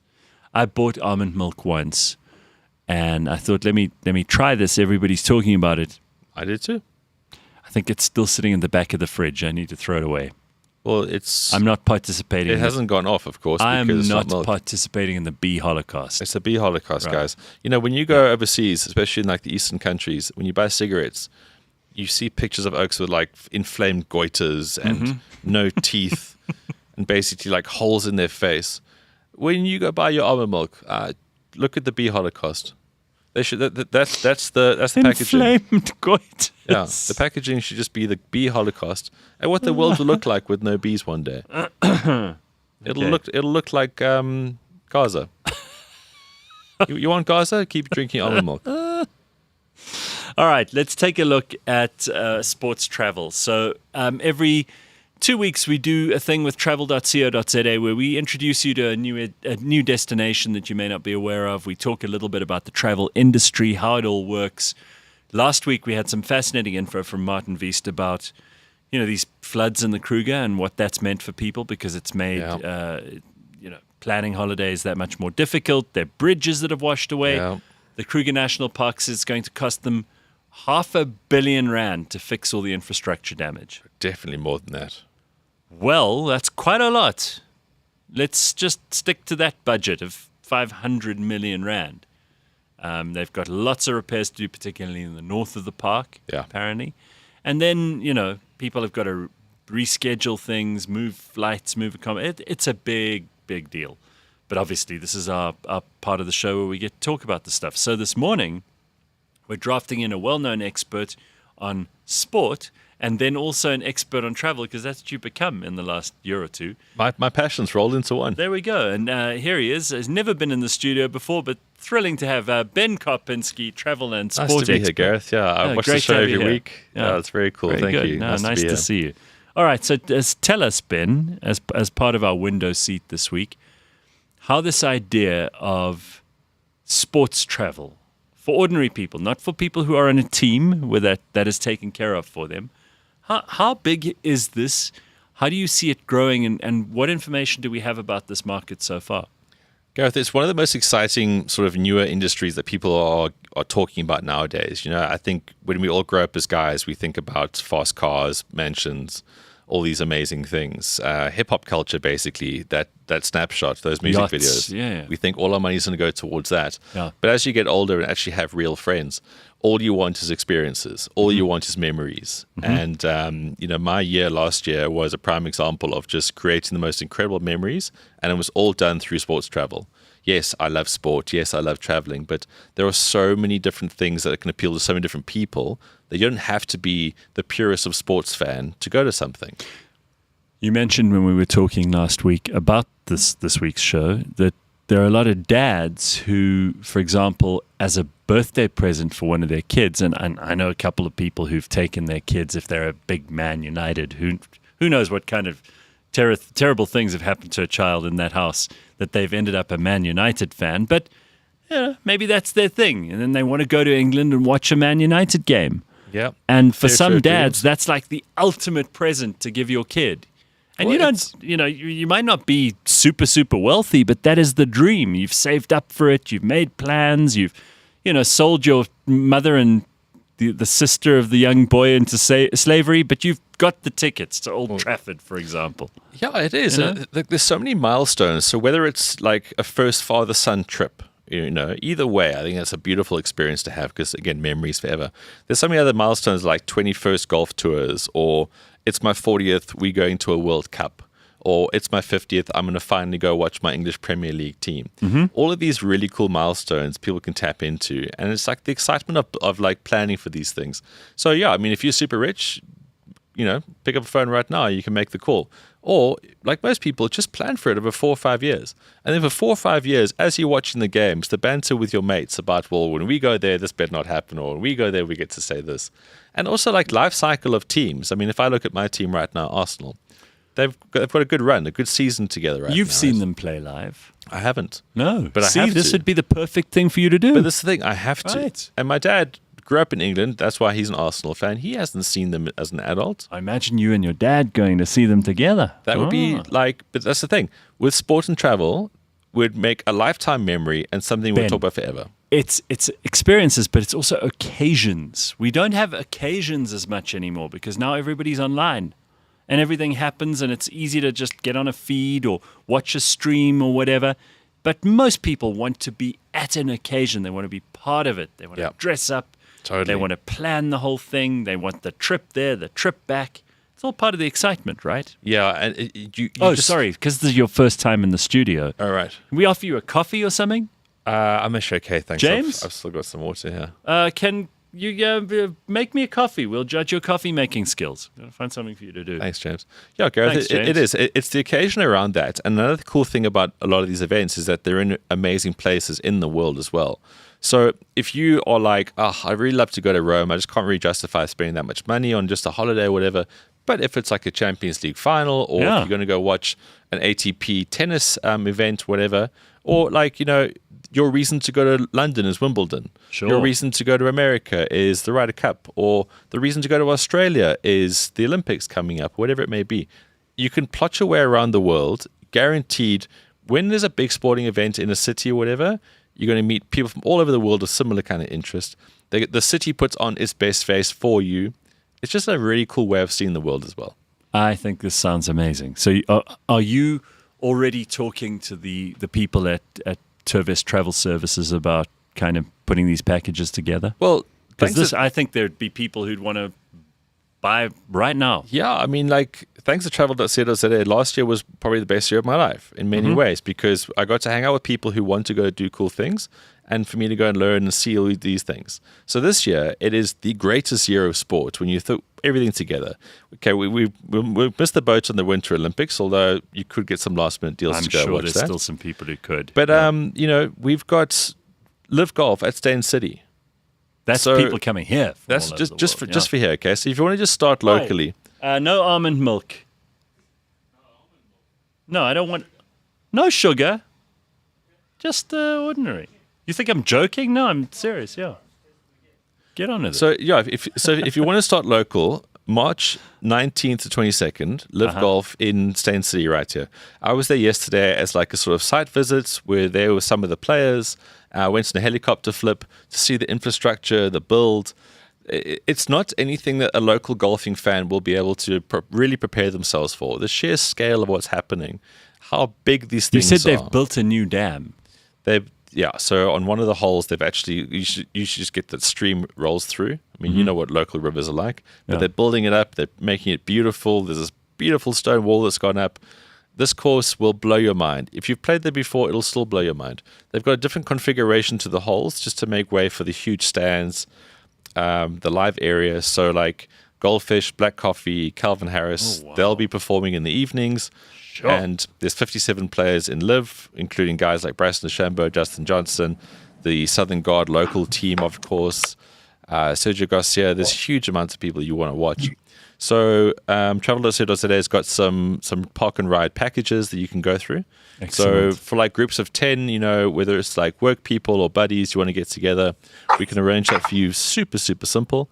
And then Formula One is another huge thing to talk about. So again, you think Formula One and go, I'll never afford that. Well, there are packages that you can get into where, firstly, visa-free travel. There's Formula One races around the world that you can go to. I think there's like 4 of them.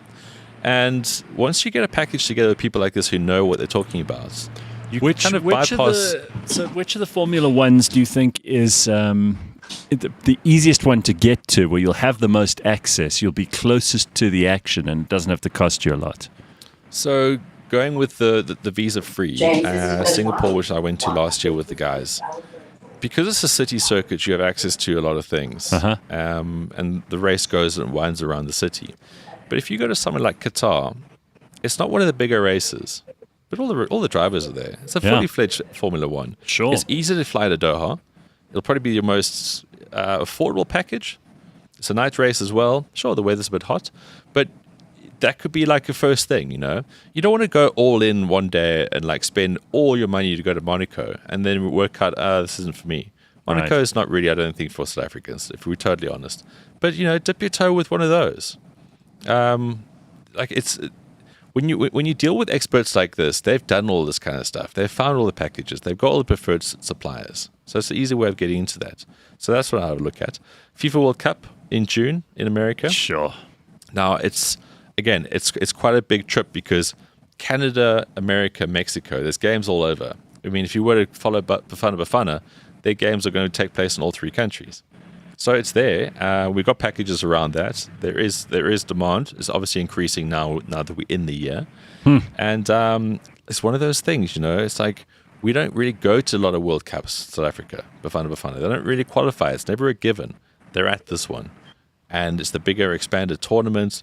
But, if you want something that's going to be international, again, a little bit easier, maybe it's more sort of focused, FA Cup. If your team gets to FA Cup, like last year, right? Crystal Palace won the FA Cup. Now, if you're a Crystal Palace fan and you've had very little to cheer about, that would have been the best trip, the best package to go for. There's, of course, huge amounts of English Premier League games to go to, father-son travel within that. So, for example, awesome. Your kid's old enough now to travel and that you want to go to the first Liverpool game, first Spurs game, whatever. Those packages are all so doable, along with Champions League final. It's going to be in Budapest this year, 30th of May. Why? You wouldn't ordinarily maybe go to Budapest, but with the Champions League final there, what a jewel.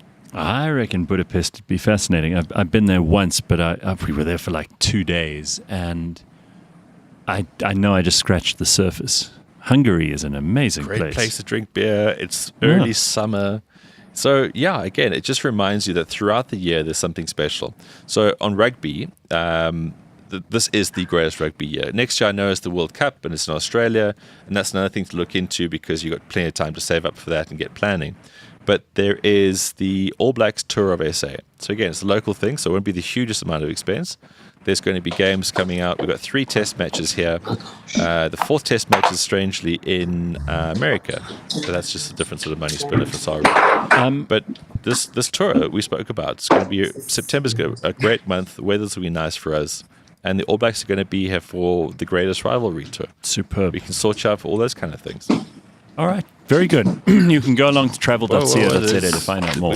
Oh, sorry. I thought I've got a message from Chris here that I've got to interrupt you with anyway. He says, why, Ben, do people become fans of teams they will never see in the flesh or in their lives? They experience depression when their sides lose against a non-experimental team, but they don't actually go and see them. Chris, the hardest question is that everybody wants to belong to something. Sure. And when you get to say like Premier League, for example, right? It's the best marketed league in the world. The coverage is amazing. The interest around it, the sheer profile of the players as well. You get to see the best players. So you want a piece of that action, right? Yeah. But the thing is, with the right package, you can actually physically go and see that. I've never once met a person who said, I went and watched my English Premier League team. Yeah, wish I didn't. No one's ever said that. Sanella says, one thing is for sure, I can't afford the Monaco Grand Prix for at least the next 5 years with all the things I'm doing, which all want money from me. Well, yeah, I think Monaco's off most A little people. package to Qatar, push the boat out a bit to go to Singapore. Sure. That will change your outlook on Formula One. Again, Formula One is another one of those things like a Premier League team, is that people are so passionate about it and they always think, it's going to be too difficult to get to. But once you're there, your appreciation for something goes to like through the roof. Small things I spoke about last year, like the sound of the cars. You actually hear these things. You feel them. You have to be there for and it. to see other fans who you think you're a super fan, you see people who will put you to shame. But Gareth, what I was saying, biggest year of rugby is that there's the Nations Cup. So what they want to do now is that the Nations Cup is the best of the North versus best of the South. So South Africa, for example, will play the best teams for the North. And then in the final, then they'll be like the best team from the 2 groups. So we'll never play against New Zealand or Australia or Fiji in our pool. We'll only play against the Northern Hemisphere guys. So it starts off with the greatest game in July. Wow. England, who are the second best team right now, are going to be taking on us. So we got packages for all of those games. We Where play is that? England, we play Wales, and we play Scotland. Are we going north? No, so that's going to be here in July. Oh, very good. And then we go north in November, and we play all of those games. So all of these stadiums are, again, in super places. Like if you go play France, for example, okay, that's massive stadium in Paris where they had the Olympics. France's big fortress for rugby. To go to that a stadium by itself, to experience Paris as a rugby fan. Yeah. And that's be available amazing. to us. Oh, excellent. And then, of course, there's just huge golf with the Ryder Cup next year. It's going to be in Ireland where Ryan lives. Yes, Ireland. So you can go to the Chicken Inn afterwards, or we can get a better package where you can actually eat at a real restaurant. I'd love you to put the chicken in as part of the package, Yeah, Ben. guys. So Ryder Cup, likely around April, we're going to have packages that you can really trust. So another thing to look into is like some of these really big events is that tickets go online and it all looks good and well, but you got to like really know who you're trusting with this. You can't just be spending euros and pounds on people who give you these great things on paper. You need to know that they are really certified, and that's what travel.co.za does. They won't be the first sometimes to the market, like Ryder Cup tickets came out, but when you get them, they're guaranteed. Everything's above board. Scalping, all you're that not kind of buying stuff. them from some scalper Guys, on the side of the road. It's not worth it. No, it's not. You'll You'll end up spending triple the money. You will see people on Instagram telling you all kinds of weird and wonderful things. You've got mates who have uncles here and there. Don't do it. It's not going to be worth it. So around April this year, Ryder Cup package is going to come you out. meet some Lebanese at Turfentine. He's like, I can get you tickets to the FA Cup final. Yeah, tickets Ryder Cup spelled with an I. Guys, it's not worth it. It's not worth it. And then another thing to do is that if you want to just, again, keep it local and fun with your mates, there is golf tours all over this country. I've been doing them for my whole life. I will continue to. Last year I went to Thailand. Yeah. It was sensational. It really was the absolute biggest jewel. And then Mauritius is another great location, along with other places like Turkey and Spain. But Mauritius in particular, Gareth, it's what, a 4-hour flight? It's not difficult to get to. The amount of places you can go to. And what we're doing now, because Robbie, who you had last week, we started a channel where bar golf, right? because we want guys to go and play matches in great places. Right. So together with travel.co.za and Beachcomber, we're doing the most amazing competition. Where are you going? Well, we're going to Mauritius, and you get a chance to play against Robbie and I in Mauritius. So you get to humiliate Ben and Robbie if you're good, or be humiliated by them. Well, it's so much humiliation. Once we get on the tour, Just upping the stakes.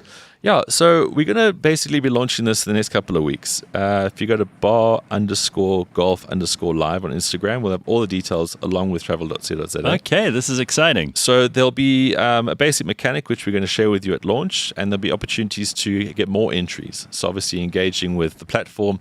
You know, we've got so many amazing deals that we're putting together and packages we're putting together. So registering your interest will get you into competition. Robbie and I are going to have a unique mechanic which will be very around us and around the tour, and then it obviously gives you more entries. But that's just the thing. So you and your best mates who love golf enter this, and you could literally be flying to Mauritius with Robbie and I. We're going to play 2 rounds of golf. Obviously, we'll take care of everything. I'm obviously going to be creating content, memories for a lifetime. That sounds Robbie's a great. jewel. You know, when I brought Robbie in last week, I thought it'd just be cool to catch up with him, and then he told me about some of the things you guys are planning, and now it's already happening. Guys, it's Good. It's just sports travel gives me a certain kind of excitement I haven't had before with certain things. And if you just go into travel.co.za right now, if you just like play around in the site, there is so much that's going there. There's so many things that we are building as we go. So as the ultimate sports fan, rather than going, how do I do this? What's this going to be like? You're going to be able to go to this website. All the best deals are being run through, like the travel matrix that we'll never see behind the scenes. Oh my God, is it's- working tirelessly to try and connect you with your greatest sporting experience. And it's all happening within seconds. You go there, and then when you see me in public, you can be telling me about your trips and telling him which plans he needs to get into action for other people to be able to go along. Guys, you've known me for a very long time. I don't get that excited about too many things. No, but you do love sport. I'm very efficient with my emotions, but these trips and what comes out of it, the laughter, and just when you see your mates afterwards, it comes up in conversation again. Yeah. It's just endless fun. Cannot speak high enough about it. All right, 2 very important things before we get to our guest, who I know is going to be fascinating for a lot of people too. We're going to speak to someone called Sacha, who is an elite matchmaker. Now, we've discussed a lot on this show how difficult most young people are finding it, and not just young people, but even older people are finding it to find their perfect match. You know, they complain that there's not a lot of quality people out there. They complain that they're very picky. They think that they're a big prize, but sometimes they're not. We're going to find out what elite matchmaking is all about, and I think this will be a fascinating ride through what the options are, what people are looking for, how much does it cost to have this service that kind of puts you together with someone of your dreams. We'll find out all of that stuff. Before we get to that, 2 very important things. The first one is that, and I mean, I'm always a little bit nervous about these things. Melania has done a documentary. It's a big story in America. A lot of people are going to see it. Melania Trump, of course, the wife of Donald Trump. It's kind of all about her life leading up to her second inauguration as First Lady, effectively. And Second time First Lady. Definitely the best looking First Lady in Ever. 100 years, right? No, I mean, ever. she's an internationally verified supermodel. She was on the cover of magazines before Donald married her. As soon as he married her, they hate her. She's an independent woman who's gone ahead and had a career before she married Donald. She comes from Eastern Europe somewhere, Slovenia, Slovakia, one of the Slovakias. Who knows? Got in a crate, got unpacked in New York Harbor. Donald said, "I like what I see. I think you can stay." Whatever. Married her. She's great. She's a very fiercely intelligent, independent woman. She's got 6 languages under the belt. She certainly speaks more languages than any other First Lady. There's a bunch of woke assholes here in South Africa at a company called Filmfinity that have decided they're not going to show Melania's movie. They're just taking it off circulation. They've pulled the documentary Melania just ahead of its international release at the request of local distributor Filmfinity. That's New Metro and Ster-Kinekor have said, okay, well, Filmfinity don't want us to show it, so we won't. The distributor, that's Filmfinity, cuck name, by the way, cited the current climate for the decision. What, because it's hot? Without further explanation, the move comes amid strained relations between South Africa and the administration of Donald Trump. I mean, what has that got to do with Melania's documentary? I think a lot of women could benefit tremendously from watching Melania's documentary. Yeah. And a lot of men could too. Strained relations between the ANC and the White House. Yeah, no. What has Filmfinity got to do with that? Generalize all these kind of things. Wow, and the movie industry isn't in a position to be turning customers away. No, they got to take whatever they can get. So, if, there might be a bunch of Melania fanatics for all we know. Last time I checked, there's not a lot of queues in front of cinemas right now. No, so I have to ask as well, if this was a story about Michelle Obama and she'd made a documentary, they would lap that crap they up, would yeah. be promoting it. It would be on every billboard in Johannesburg, right? I could have a documentary saying, "Hey guys, it's me again." They'd be like, "Oh, revolution! Oh, so powerful! That so is brave. what Big Mike's doing. So brave." Big Mike went on some left-wing podcast this week. You know what I find just absolutely awful about anyone who goes on to a podcast or does an interview, mainstream media, whatever, and they rubbish their own family. We talked about Brooklyn Beckham earlier. Yep. Michelle Obama. All this woman does is go around telling everyone how shitty Barack is. She has no respect for him. She doesn't seem to have the slightest recognition of the fact that we would not know who she was if she had not been Barack Obama's wife. Now, of course, she's been a supportive part of his life. She's been, she's been the first lady. She's been the mother of his children. All of these things, which are important and deserve credit on their own. But the chief reason Michelle Obama is known to anybody on earth except her immediate family is that she was married to Barack and he became president.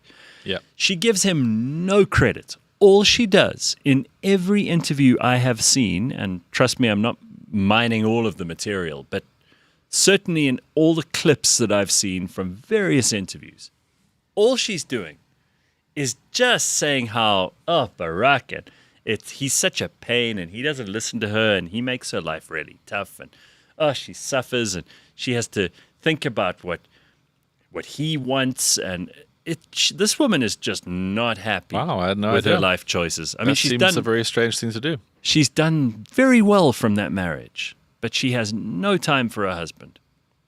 Can't say a nice thing about him. Can't be asked to say a nice thing about him. Wow, Very odd. that is surprising. Yeah. Here's another story before we get to our guest. Study by researchers at the University of Western Australia, not the best part of Australia, but still. Very productive people this month. Women generally rated larger penises as more attractive, with preferences peaking from about 11.6 centimeters and 13 centimeters, after which attractiveness levels off. So if it's... What's that in inches? James, have we got a measuring tape here? Because we always end up, whenever we talk about penis size, we have nothing to compare it to. Well, when it comes to measuring certain things, there should be a universal metric. So are we talking inches of penises or centimeters? So, according to this survey, 11 centimeters doesn't seem very 11, big. it's not a lot, eh? It's not a very big penis. That's that much. I mean, it's big in Asia, but I don't think that's a... No, that is not that's 11 centimeters. That's just from the yellow at the base here to the silver. They reckon that's good. And then 13, which is there, not much bigger. And then if you go beyond 13, the attractiveness levels off. It's not saying it drops, levels off. So if you have 20, let's just say you're very blessed. You have 20 centimeters, gentlemen. Generally more attractive. It's a very subjective conversation, this. Using computer-generated male bodies varying in height, body shape, and penis size, the research showed that height and a V-shaped torso also strongly influenced attraction. Men, meanwhile, needed to perceive larger, taller, and more V-shaped bodies as more threatening in encounters and jealousy-inducing. So if you're a guy... Yeah, it's just jealousy. It's not threatening, Right. It's just jealousy. Overall, the findings suggest size plays a role in perception, but with clear diminishing returns beyond a certain point. Well, yeah, because then it becomes painful. But, I mean, it's like women are all different too. You can't tell me there's one size vagina. So one person's 11 centimeters is not... You know, guys are... this came up on Curb Your Enthusiasm once. How guys sometimes are very conscious of that they might have a very small penis. Are there women who are very conscious of having a very wide vagina? Maybe.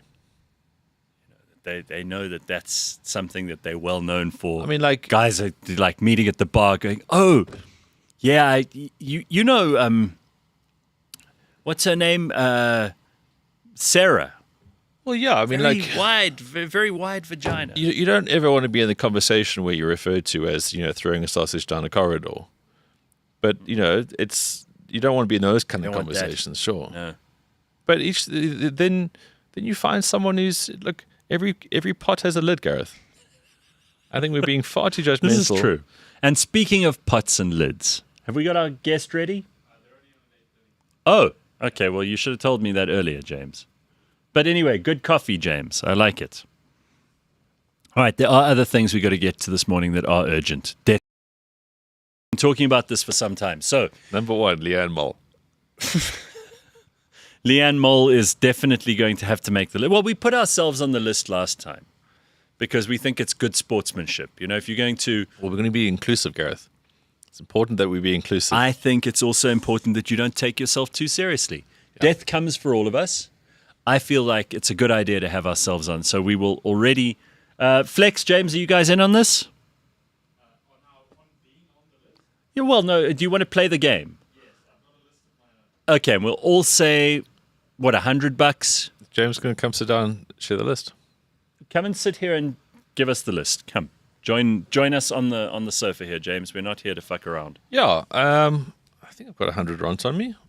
Yeah, we don't have to actually produce the money now. No, you do. You're good for it. No one's good for this shit. That's what I always hear at office pools. I'll pay later. Nobody pays. Come. Oh, you actually look at Ben. He's going straight for his wallet. Drop there it trial. Let's get money on table, guys. That can go into a pot, and we I can don't see have the any money. cash here now, so See, I'll have to. And there we go. And then it comes to it. I'll bring it. I'm good for it. Yeah, that's what everyone says. All right, James. I gave you a list. These are mine. Now, obviously, we can't choose because what we're going to do is put them in a hat, and you'll just get whatever you get. But I want to just suggest who we should have on the list this year. I made a picture for it as well. You made a picture for I it. did. Hercules, Look at me. Hercules. Look at me. Nice, James. right. Showing Very good. commitment. I'm all for it. Look at So, Flex, here we wow. go. 2026. Is Death Biden pool. still alive? Joe Biden is still alive. Now, he definitely, I love that picture. Very well done. I suggested Joe Biden because people don't remember.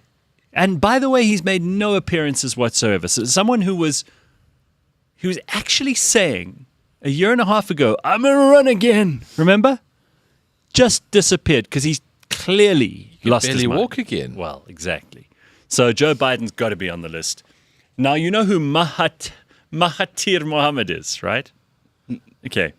He's the world's oldest living politician. I think he was in Malaysia. He's just old. He's I can tell you he's not Irish. no, but he's very old. So obviously, as politicians go, you got to have politicians in there. We've put him on the list. Mel Brooks, just a terrific, funny, brilliant guy. We love Mel Brooks. Made some amazing movies, but he's fucking old. So he's got to be in there. Is this James's finest piece of work on the show? I think possibly it pretty is. cool, huh? I'm actually Now, pretty proud of it. I did suggest, you'll notice they're not on the list, but I did suggest Ghislaine Maxwell because, things related to the She might Epstein. Hillary herself. She might just, if something terrible get would Hillary. happen in that prison cell. Who knows? And I did say that we've got to have King Charles in, just, judging again by the sausage fingers. We know he's got the cancer scare. I don't think King Charles has got, and Prince Harry with all the mental health inducing negatives. William's next up, right? Or can Camilla put a pillow over his head as well? I don't think Camilla she likes you. They genuinely like each other, him and Camilla. I just think that Charles maybe is not as well as people are saying he is. I'm going to throw him in as well. Also, he's got vegan tendencies, so. Anyone on that list you want to comment on? Well, look, Clint Eastwood, we forget how old this guy is, but born in 1930. He was old when he was like Dirty Harry. Right. He was old when we saw him first up. And now, yeah, he's very active. He's a director. He's still making great movies. That was a major coxman. I think he's had loads of kids as well. Yes. Lived life to the absolute fullest. I don't want to see him die, but he's definitely on the pitch there. Yeah, the rest, I mean, Mick Jagger, post-heart surgery blues. Run us through that one, James. Didn't he have heart surgery at some stage? James, you were so reliant on ChatGPT that you thought Ozzy Osbourne was still on the list. I did, but then, what's really funny that you mentioned this is that you put Pope Francis on your list, who's also dead. Didn't he die Is Ozzy Osbourne dead? Yeah, he died last. Yeah, Pope Francis is dead. Yeah. But that was also ChatGPT. Yeah. So I'm telling you, guys, we have to be very careful. This is a general warning. With peace and love coming from the show to anyone who uses ChatGPT for important things. It's getting a lot wrong, huh? It doesn't even know that Ozzy Osbourne, Pope Francis, and who was the other one? Jimmy Carter. Didn't know they were dead. Jimmy Carter died in 2024. It's 2026 now. That's embarrassing. So, ChatGPT, not always trustworthy. There are people who I think we've got to include on the list that maybe, and what we'll do is we'll all just do a draw. You get your 5 names or whatever. Out of everyone on the show, I think Leanne is the most likely to go first. So if you win her, that's a... So I can tell you why Leanne's most likely to go first. It's because she's shocking her body into being better. And her body's like, whoa. I made peace with the fact I was that preparing for an early death. I made peace with the fact this is a disaster. Yeah. We had contingencies in place, but now we're going healthy. I don't know what to do. So she's actually shocking her body now. Are any of the rest of us in peril? I mean, Flex is pretty healthy. I would hope not. And Look, young? it's James not- is healthy and It's young? not so much healthy and young. It's like, what are our lifestyle things? I've cut out Red Bull, so. No, but Well, like for the most part. your cutesy things aside, I mean, like, do we live in dangerous places? Do we do dangerous things? Do we know dangerous people? There's various ways to die, guys. I think the three of us don't enjoy leaving our houses too much, to be honest. So I don't think we stand a high chance. Yeah, I don't get out much. I think MASH, maybe, sometimes with the hookups. I worry. You don't think about MASH? I worry about emotional exes with MASH. Yeah, I think, sometimes you get into a bad relationship. You're over it, but they're not. They Yeah, come because at you. he can get over it because he's got lots of good personality traits and he'll carry on with their life. But you'll get those Crazy jilted exes. lovers. I think. Jilted lovers. Jilted lovers. All right, that's good. Jilted lovers with knives. So MASH maybe is a decent one for the list. Another person on the list. There are a couple of people on the list here. I see Paul McCartney didn't make your list, James, but Paul McCartney. No, Paul McCartney was there. Okay, well, Paul looks very old. He's look at. I mean, who knows? I love Paul McCartney. He's actually 1 year older than Mick Jagger. Doesn't look that old. I mean, he's old, but not like to the point of peril. Morgan Freeman was on the list. I don't know whether Morgan Freeman is in any particular danger. There he is. But, he's been around a long time. Keith Richards shouldn't be on the list. Nothing's going to kill him. He's not going anywhere. Keith Richards will live longer than all of us. He will be here. In fact, he has been here since the dawn of time. He knows everybody. Him and Cher. Those two have been alive for thousands of years. What about Willie Nelson? Well, Willie is he's I good. thought he was dead. He smokes a lot of weed, so he's chilled as hell. But Slow James, metabolism. sorry, can we get the main list up again there, please, Flex? which the graphic that James so Yeah. beautifully created. Yeah, let's go back to that. Uh, So, look at that. James, I expect this out of you. You're a rampant misogynist, but Yes. Dame Judi Dench, Oh, she's 91. apparently she can't see anymore. 91. I mean, there's a loss to the world. Not that I'm Dame hastening Judi this or Dench, asking yeah. for this. Gotta be but there. Dame Judi Dench, she's 91, and seeing as we only have men on this list, because that's your persuasion, I think she should be in it. I think she cracks the top 10. What about Elton John? I was going to say Elton John as well. He's Elton's deaf now, John's- isn't he, or something? Deaf. I saw him performing last year. He's great. I'm pretty sure he's deaf He's or not blind deaf. or something now. He's deaf to your bullshit, maybe, but no, he's fine. What about Charlie Sheen? I had Charlie Sheen. On my No. list. No. Strong like ox. Didn't he have But guys, we have AIDS or to something? have some outliers here. Like something shocking is going to happen. If we're waiting on like a 300-year-old politician from Myanmar, Yeah, that's it's what not we were exactly doing. exciting. But if someone out of the blue is like, shit, who had him in the death pool? Well, my wild cards were Kanye West and Britney Spears. I got Brittany, one other good one one. to throw. Here we go. Okay. Got That's some more my here. list. That's your And list? I put them in categories. Okay, Helen Ziller. You put Helen Ziller and Cyril Ramaphosa in there. Hey, man, Well, anything can happen. if Helen takes charge of Joburg, Yeah, it'll kill her. yeah. It'll kill her. Elon probably is never going to die because he has technology to not die, probably. yeah, Well, and then he'll Elon's become a consciousness hologram. will continue to exist Correct. in Grok Yeah, you're forever. right. Yeah, that's for sure. Yeah. I wonder if Jacob Zuma shouldn't be on that list. We spoke about him earlier. Good point. You know, Yeah. he's looking more and more ailing every time I see him. I don't think there's any danger of Julius dying unless he's taken out in a political assassination. I'd just like to add, we don't want any of these people to die. No, this is true. purely a game. of course. We're not. No, of course, it's just a We're game. not wishing any ill on any of these people. Madonna, you couldn't kill her. If they've tried with pool acid and all kinds of. She's just impossible to kill. Vladimir Putin also, you're not going to die. I have a theory he's already dead. I don't have much No. proof or No. theory around it, but I'm pretty sure he's already dead. Bitcoin But says Naledi Pandor with those ankles, she's not going to last Damn. long. That's possible. That's a good one to throw in there as well. Yeah, Ozzy Osbourne was unalived in the 80s. It's only the dark arts that kept him reanimated for decades afterwards. saying. A slippery pickle. Oh, he died last year. Cat murdering bastard. Brian Johnson. He's the guy who's trying to live forever. Right? Yeah, well, he's doing a pretty good job at it right now. I don't think we need to worry about him. Greta Thunberg.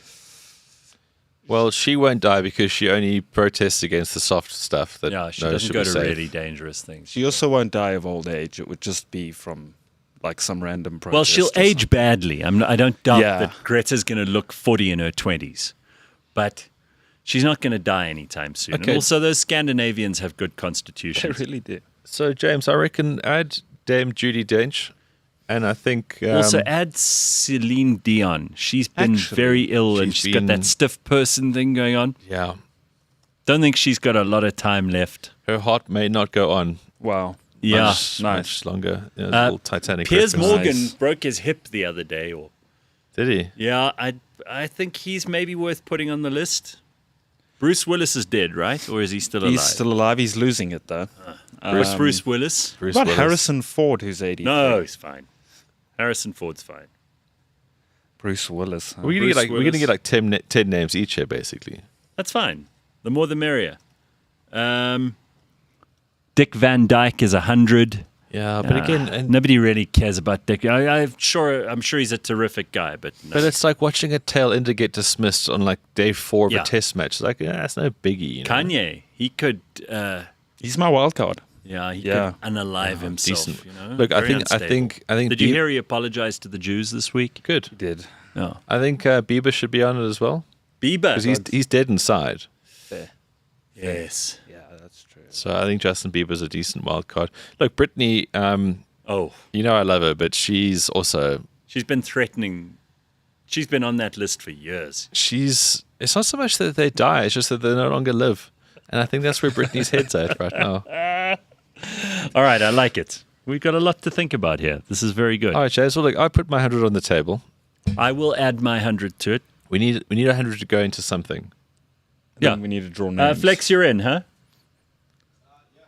All right, whoever has someone, the rules are simple. You can play this in your office too. You can play it at home. Depends what sort of sense of humor your colleagues and your family have. It's a good test. But you put in your money. Whoever's person dies first, they get the money. And if one of us dies, You get the money. obviously, but then you should probably donate 10% to like the bar tab. Huh. Yeah, that's fair. No. I mean, wow, Gareth, $50. No. You won't even If any of you Out of die, your- I'm keeping all the money. out of your horrible, cold, hard hands. $50 won't even come out in the I'm wake. keeping every cent, so you So just if- better all stay alive. So if I die, you won't even get up and say a speech. You know what? no. There's $50. No. Won't out even to pay that for Ben flowers, Ben.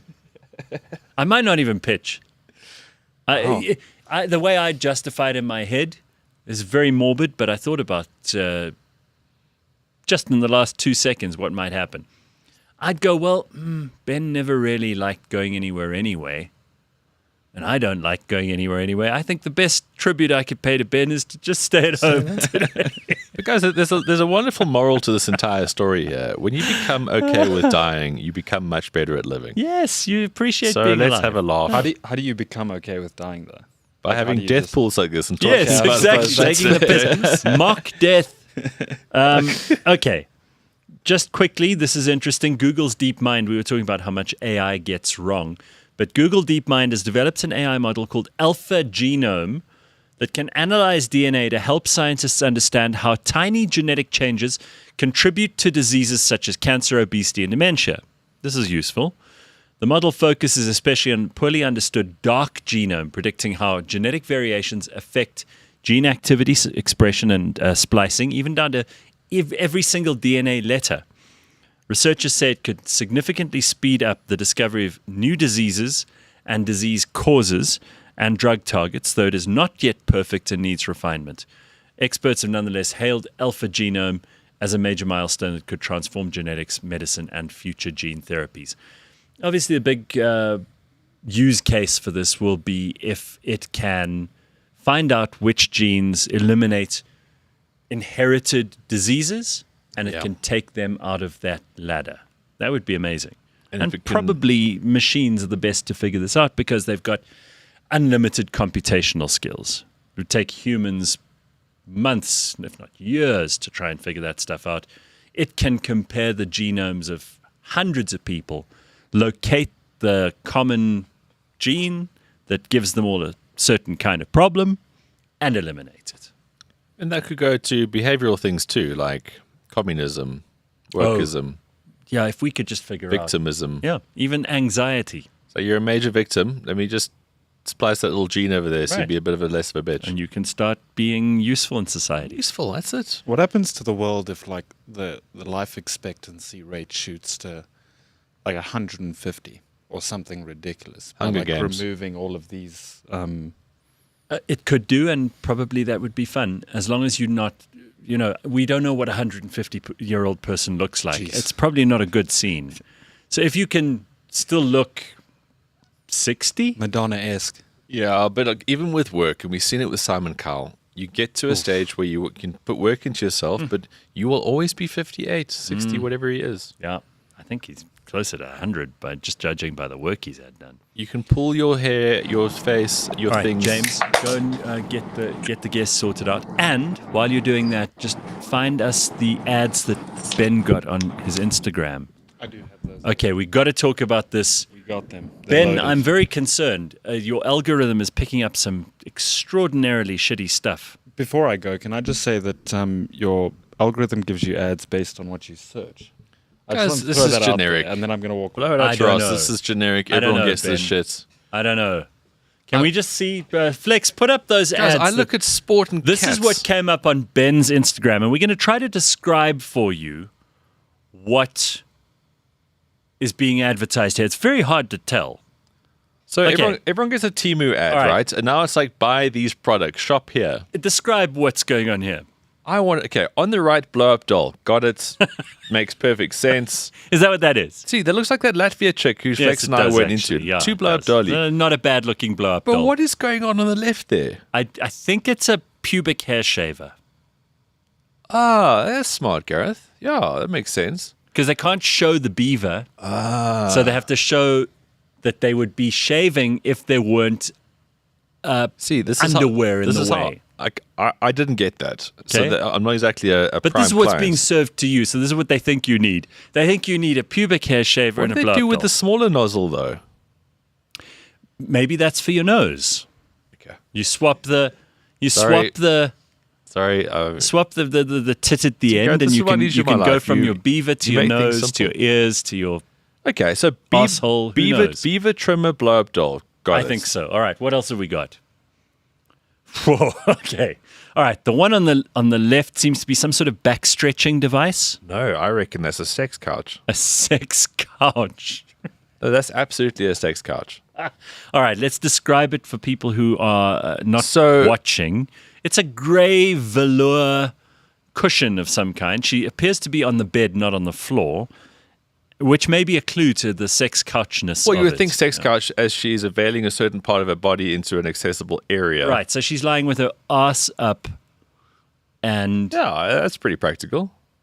Okay, so sex couch, and then what Yeah, it's the kinda cutesy. hell is that on the Okay. right? I thought that was a fleshlight, and then I thought a wood lathe. Now, if you know what a wood lathe is, So what you turn a chair leg, for example, exactly. on, so that you can make a...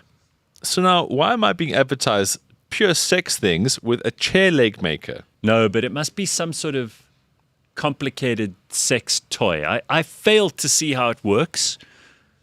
Maybe the ring is just purely for stabilization. So there appears to be some sort of a sucking or screwing device in the middle. Very, very elaborate way of getting a. Perhaps that's a motor at the back that goes very fast.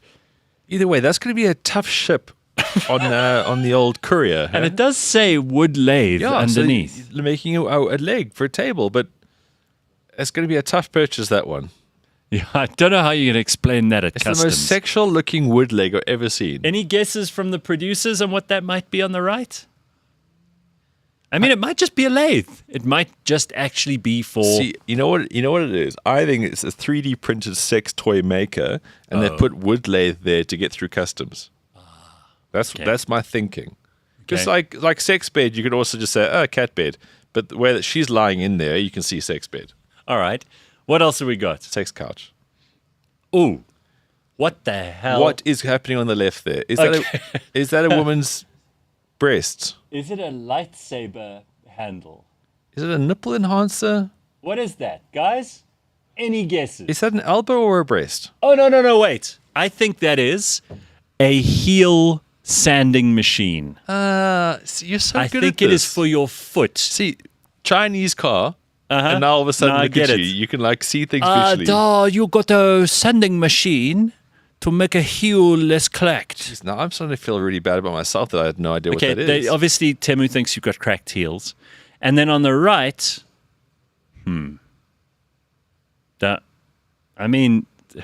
Again, like why would they present the whole showing you the picture? It's like the sex lathe. Yeah. With sex lathe. yeah, Now, they're trying to get you to something think goes that in way. that hole, right? And it doesn't look like a foot. It's clearly some sort of sexual device. We were just talking about 11 to 13 centimeters. Yeah. Diameter of which would suggest that your 11 centimeters might go into that. Yeah, it looks like But it could then- be quite snug. And then what are they circling? Are those nozzles for speeds? I don't know if anybody in the comments section has any idea. I would love to know because Yeah. that is the most confusing thing so far. Not a Bluetooth speaker. No, it's not. No, Or it's not is a it Bluetooth, a Bluetooth speaker. speaker sex toy? What a combo. What we've got here is a Lord Farquaad contraption from Goon. I'm not sure exactly how that works. That reminds me of the school trip. Love you, Gareth, says Meg. Meg? What? Did you go on a school trip with a lathe? I don't think I've taken a lathe or a Sex heel couch camping? sanding machine or a sex couch. You got to talk to me about what that is. That pubic trimmer, I can't believe I didn't get that. Ben, you are living in an algorithm echo chamber. That's useful or not useful feedback from Kalas. Echo chamber and echo chamber? I don't know. On the left is Wenson making almond milk. That's the guy who was in the comment section. I'm actually having a quick little look at my Instagram stories now and just see if maybe this is getting repeated to me. Is it? I don't know. It's just because there's an ad that ads come up. Okay, golf ads straight away, golf stuff. My feed is mostly golf, cats, and travel. Okay. Oh, there's I've got an advert for ivermectin in case I've got parasites. That's interesting. Gut flush. You got parasites. No, I don't have parasites. Fuck you, Instagram. Red light therapy. I get that. That's health orientated. All right, James and Flex. We want to see what Temu serves you next week. All right, I want to and I'll do the same. I'll see what ads come up for me. Sexy lingerie. That's what I'm carrying. Oh, really? Tackleberry. Is it called Tackleberry? It's called Tackleberry. Tackleberry reckons I should. Yeah, men's jocks. I get that quite a lot. Sexy female. Tackleberry. Guys, it's a mixed bag. Hey, don't come here with your dildo lathe and think that's all I'm getting. Oh, God. All right. Okay. Is Sacha there? Okay. All right. I do want to talk about this, though. I'm very, very excited. I'm not fascinated by my ads. Yeah. Sorry, your ads are your ads are unique. I'm telling you, it works it out according to everybody's predilections or needs. Or it's just I'm a male of a certain age. They want to send me that kind of stuff.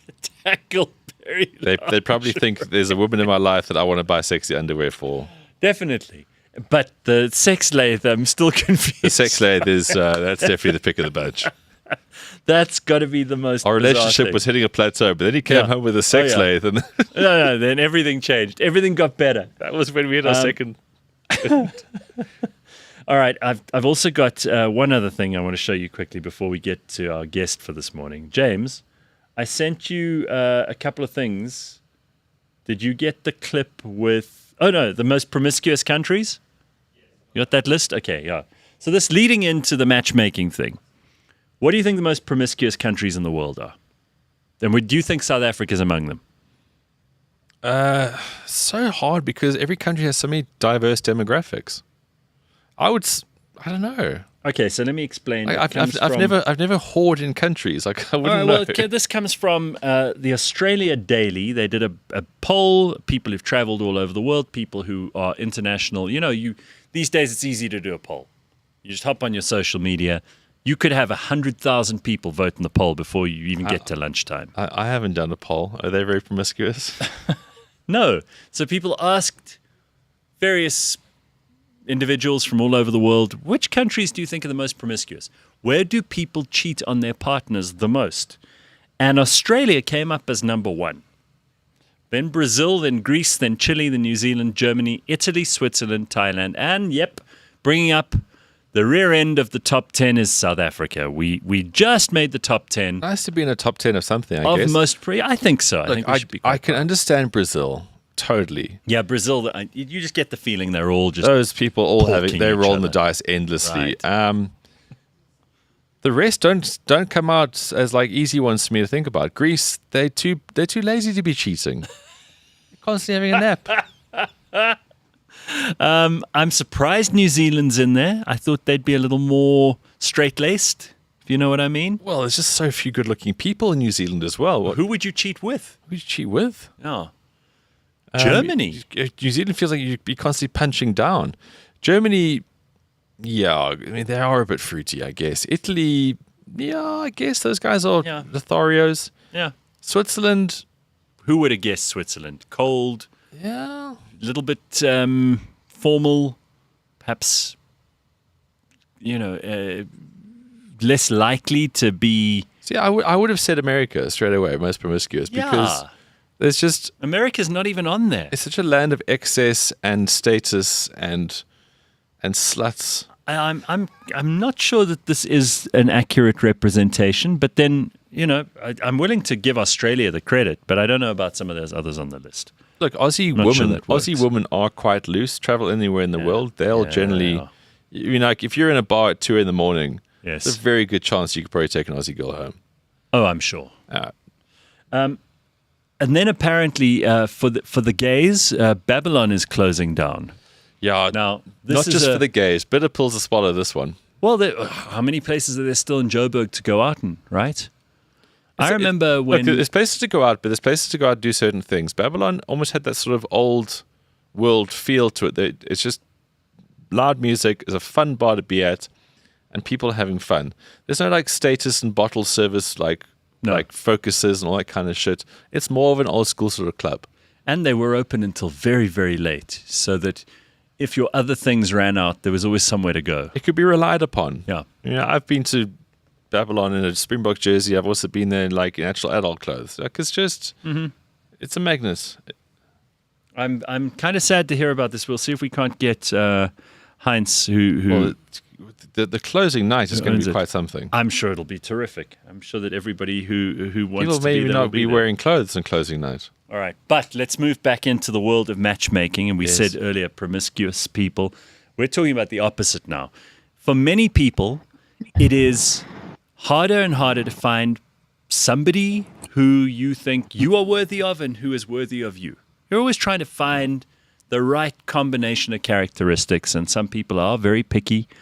But maybe that's what you should be, rather than just settling for less all the time. So Sacha Jack runs a private, bespoke matchmaking service for people who are genuinely ready for a meaningful partnership. So it's not a hookup thing like all these apps that you can get. This is a serious thing.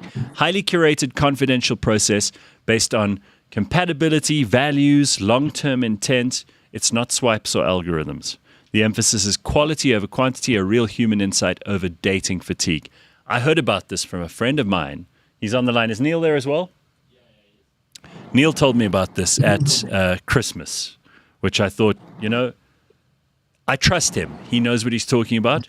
Also, very picky, travels all over the world, is looking for the right kind of girl to settle down with. And I thought, well, how come Neil seems to know a lot about this? It turns out he discovered Sacha, and Sacha's business is something that he introduced me to. So I thought it might be interesting to introduce you to it. Is that a good summation of the story there, Neil? No, I can't hear him. Oh, Neil, come on. Oh, there we go. Come on, Neil. Okay, go ahead. Can you hear me? Can you hear What me? did you say? Yeah. Yeah, no, that was a good summation. And gee, thank you. After 43 years, I'm actually able to talk. So, yeah, thanks for bringing me on. Ironic Sacha, that nice to after see. so many years of being able to talk, he gets on the show and we can't hear him. So, Sacha, this does sound fascinating. First of all, tell me how the business started. Second of all, tell me if I've got anything wrong in that description I gave just now. And then we can get into what the world wants right now, what guys and girls are looking for, how you put them together. Because it sounds to me like you're in the Goldilocks zone here of trying to put people into a situation where they can actually meet someone that isn't just a hookup and a swipe on an app. And God knows people who've tried that always end up feeling empty and slightly depressed about the dating scene. So how did it all begin for you? Actually, it was twofold. I watched my mom. She actually, as she got older in life, she decided she's been alone for a long time and she wanted to go onto the apps, and she literally got into the swindles exactly like that. And I just thought there's got to be a better way. And so that's initially how it started. And it was a calling, really. I know it sounds strange. I literally went to bed one night and I heard this message in my ear that was like, hurry up and start, because if you don't, they won't meet. So that's literally how it actually started. And I thought, I was such a procrastinator before. And then I heard, okay, that's a childhood wound. So that's what was like an excuse to procrastinate. And I kept thinking, can I do this at my age, my stage? And I was procrastinating. And then I was like, you know what? I've got to start. It's actually not about me. It's about these people meeting. So basically, slap, hurry up, start. And then I found out about getting accredited. And so I got accredited through the MMI Institute in New York. And then when I was accredited, they told me that I was the first South African that's ever been accredited to be made a matchmaker. Yeah. All right. So what is the difference? Because some people are really doff about this stuff. And from what Neil told me about the business you have, you got to be super careful here, because you will get people who are looking for something that is not matchmaking, right? You're going to find people who are trying to organize hookups with like high quality girls, for example, or if they're a girl, high quality guys. But actually, this is way more about values, about beliefs, about long-term commitments. So how do you filter that crap out so that you get the quality people? Do you know what? I mean, a lot of it is intuitive. When they come to me, I do quite a very intense interview. In fact, because men are my clients and women are in the portfolio of members. So it's so funny when the men I interview them, they say to me, geez, Sacha, I don't think my ex-wife knew that about me. So we really go into deep interviews and I really get to know them. Actually, my clients become like my brothers. They really do. And find out exactly what they want, what they've been through. And I've just got such an incredible portfolio of women now, and I match them within that. But if there isn't anybody for them specifically in that group, then I privately recruit for them. So if you follow me on social media, you'll see I'll be saying, okay, look, now I've got these young guys coming in, which is very interesting, because they said to me, well, they don't want to find their future wife on an app. So they're in their 30s, some in their 40s, and they realize they married their career and they never actually thought about family, and now they're looking around and thinking, sure, but I haven't got a family. I need to start a family. Where do I go? I definitely don't want to start on apps. I'd rather go through a matchmaker. So that's where. Well, I mean, look at me and Neil. We're too old. Is there any hope in hell for Neil to eventually find the perfect wife? Can you help him? Can you help me? Yes, of course I can help you guys. Absolutely. In fact, I do have quite a few celebrities, TV presenters, lots of people on my books, and just normal, everyday, gorgeous women. So I've got lots. All right. Okay, so let's get into this now. What are the qualities that most guys are looking for?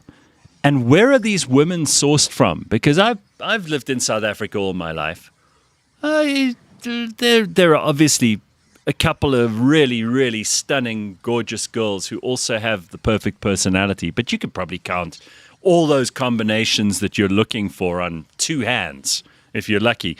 Do you have international catalogs of women who just sign up, like in poor countries like, I don't know, Moldova, who are desperate to marry some South African guy? How does this work? Latvia. Okay, so listen, Latvia. when I studied through the institute, what's amazing about going through them is that I've got an international collaboration. That's what I love about matchmaking. It's not really competitive. Our goal is to help people find love and match them. And so I have different packages which the men can join. But on I do also do international packages, and then it's proper matchmakers that are overseas that have got girls that you're probably describing, but with amazing personality and that too. So, I mean, I've already done an international match. I've had a local guy who he really wanted a certain look and personality combined with that. And I tried to help him here and I couldn't. So then I went to my international matchmakers and we collaborate. And then I found him his match. So, yeah, all sorts. There's a lid for every pot, like I love to say. So it's such a strange thing to look at now. Like there's so many people who do things for us, right? Like if you got a sore throat, you go to a doctor. Sure. If you've got damp in your house, you get a roofer in. Yeah. But we leave this thing to chance because we've got this romantic idea it's all just going to happen. Yeah. And the more that I hear you talk, Sacha, and obviously Neil, it's like, yo, this makes so much sense. Like, why would you not have a professional for this aspect of your life as well? Yes, well, exactly. Thank you for bringing that up. Yeah, people talk about I've got to have intention. I've got to have a game plan. I've got to decide what the victory conditions are in business, in your hobbies, in sport. But we don't nearly take this as seriously. And this is probably, certainly from everyone I've spoken to who's experienced in this field, they say this is the most important decision you will make in your life because this is the person you're going to share everything with. And you want it to work out, right? If you're going to have kids together, that's a massive thing. So again, to go back to the question, what are some of the more bizarre boxes that need to be ticked for people? We talk about values or what your moral scaffolding is for how you want to live your life. these are things sometimes people only talk about 10 dates in. But you actually have to figure this stuff out early because you know that that's going to be the important factor later on. It's not going to be what's your favorite color or what's your star sign. Well, exactly. Yeah, when I go into those in-depth interviews, I mean, this is the thing. I have to find out exactly what he's looking for. I mean, the goal of a matchmaker is not to come to me for because you want some pretty girl and because you've got a lot of money and you're looking for a gold digger. That doesn't actually work with matchmaking. I mean, I don't take on gold diggers anyway. And the thing is, times have changed, honestly, because a lot of women now have their own careers. And so they are looking for love, but they're not looking to completely 100% rely on a man.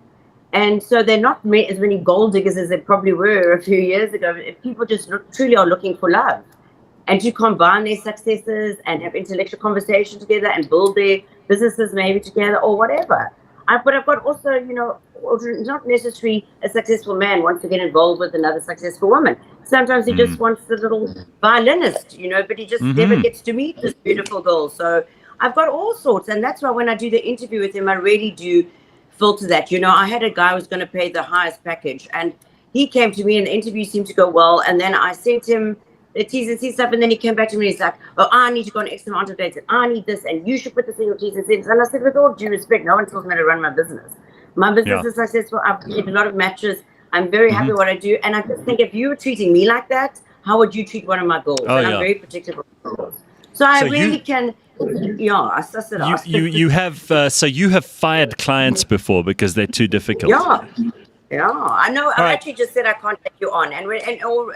Maybe I can try and collaborate with another matchmaker that takes on certain things different to me. But I mean, I really want to take on people who are truly looking for love and good people. I just if you're a just don't come to me, basically. All right. So Neil, what would you be looking for? What would be on your list?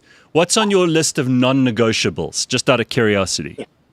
Well, I would like someone that doesn't have any pronouns and doesn't have blue hair and doesn't have a sleeve tattoo. And that's the trouble that we're having with, especially on these dating apps. And the reason I thought it would be great to chat to Sacha. I mean, Sacha, you're dealing with three incredibly skeptical men, and that depressing discussion we had. But I'm very skeptical about this whole service here with Sacha, to be quite honest with you. And that's actually what I thought we could grill Sacha a little bit about, because the woman that Sacha describes in her database, they listen to these qualities. They're kind, compassionate, emotionally intelligent, loyal and trustworthy, supportive with sense of humor. Now, I don't think these mythical creatures exist at all. So my question to Sacha is, where do you find them? How do you keep them captive? And what do you feed them? Because I'm very skeptical. I'm very, very skeptical. I don't keep them captive. No, fair enough, you're skeptical because it just doesn't seem like a reality. But remember, a lot of these kind of women that I'm also talking about, they don't sort of mix, they don't ever go on apps. You're not really getting a chance to meet them. They're certainly not hanging out in bars. Times have changed. These high quality women and high value women, they're really good people. I mean, I don't say, I've said no to lots of women too, and I just feel like, don't come to me if you're coming out of a relationship and looking for a next best fix. It's not going to work. I need you to do the work on yourself.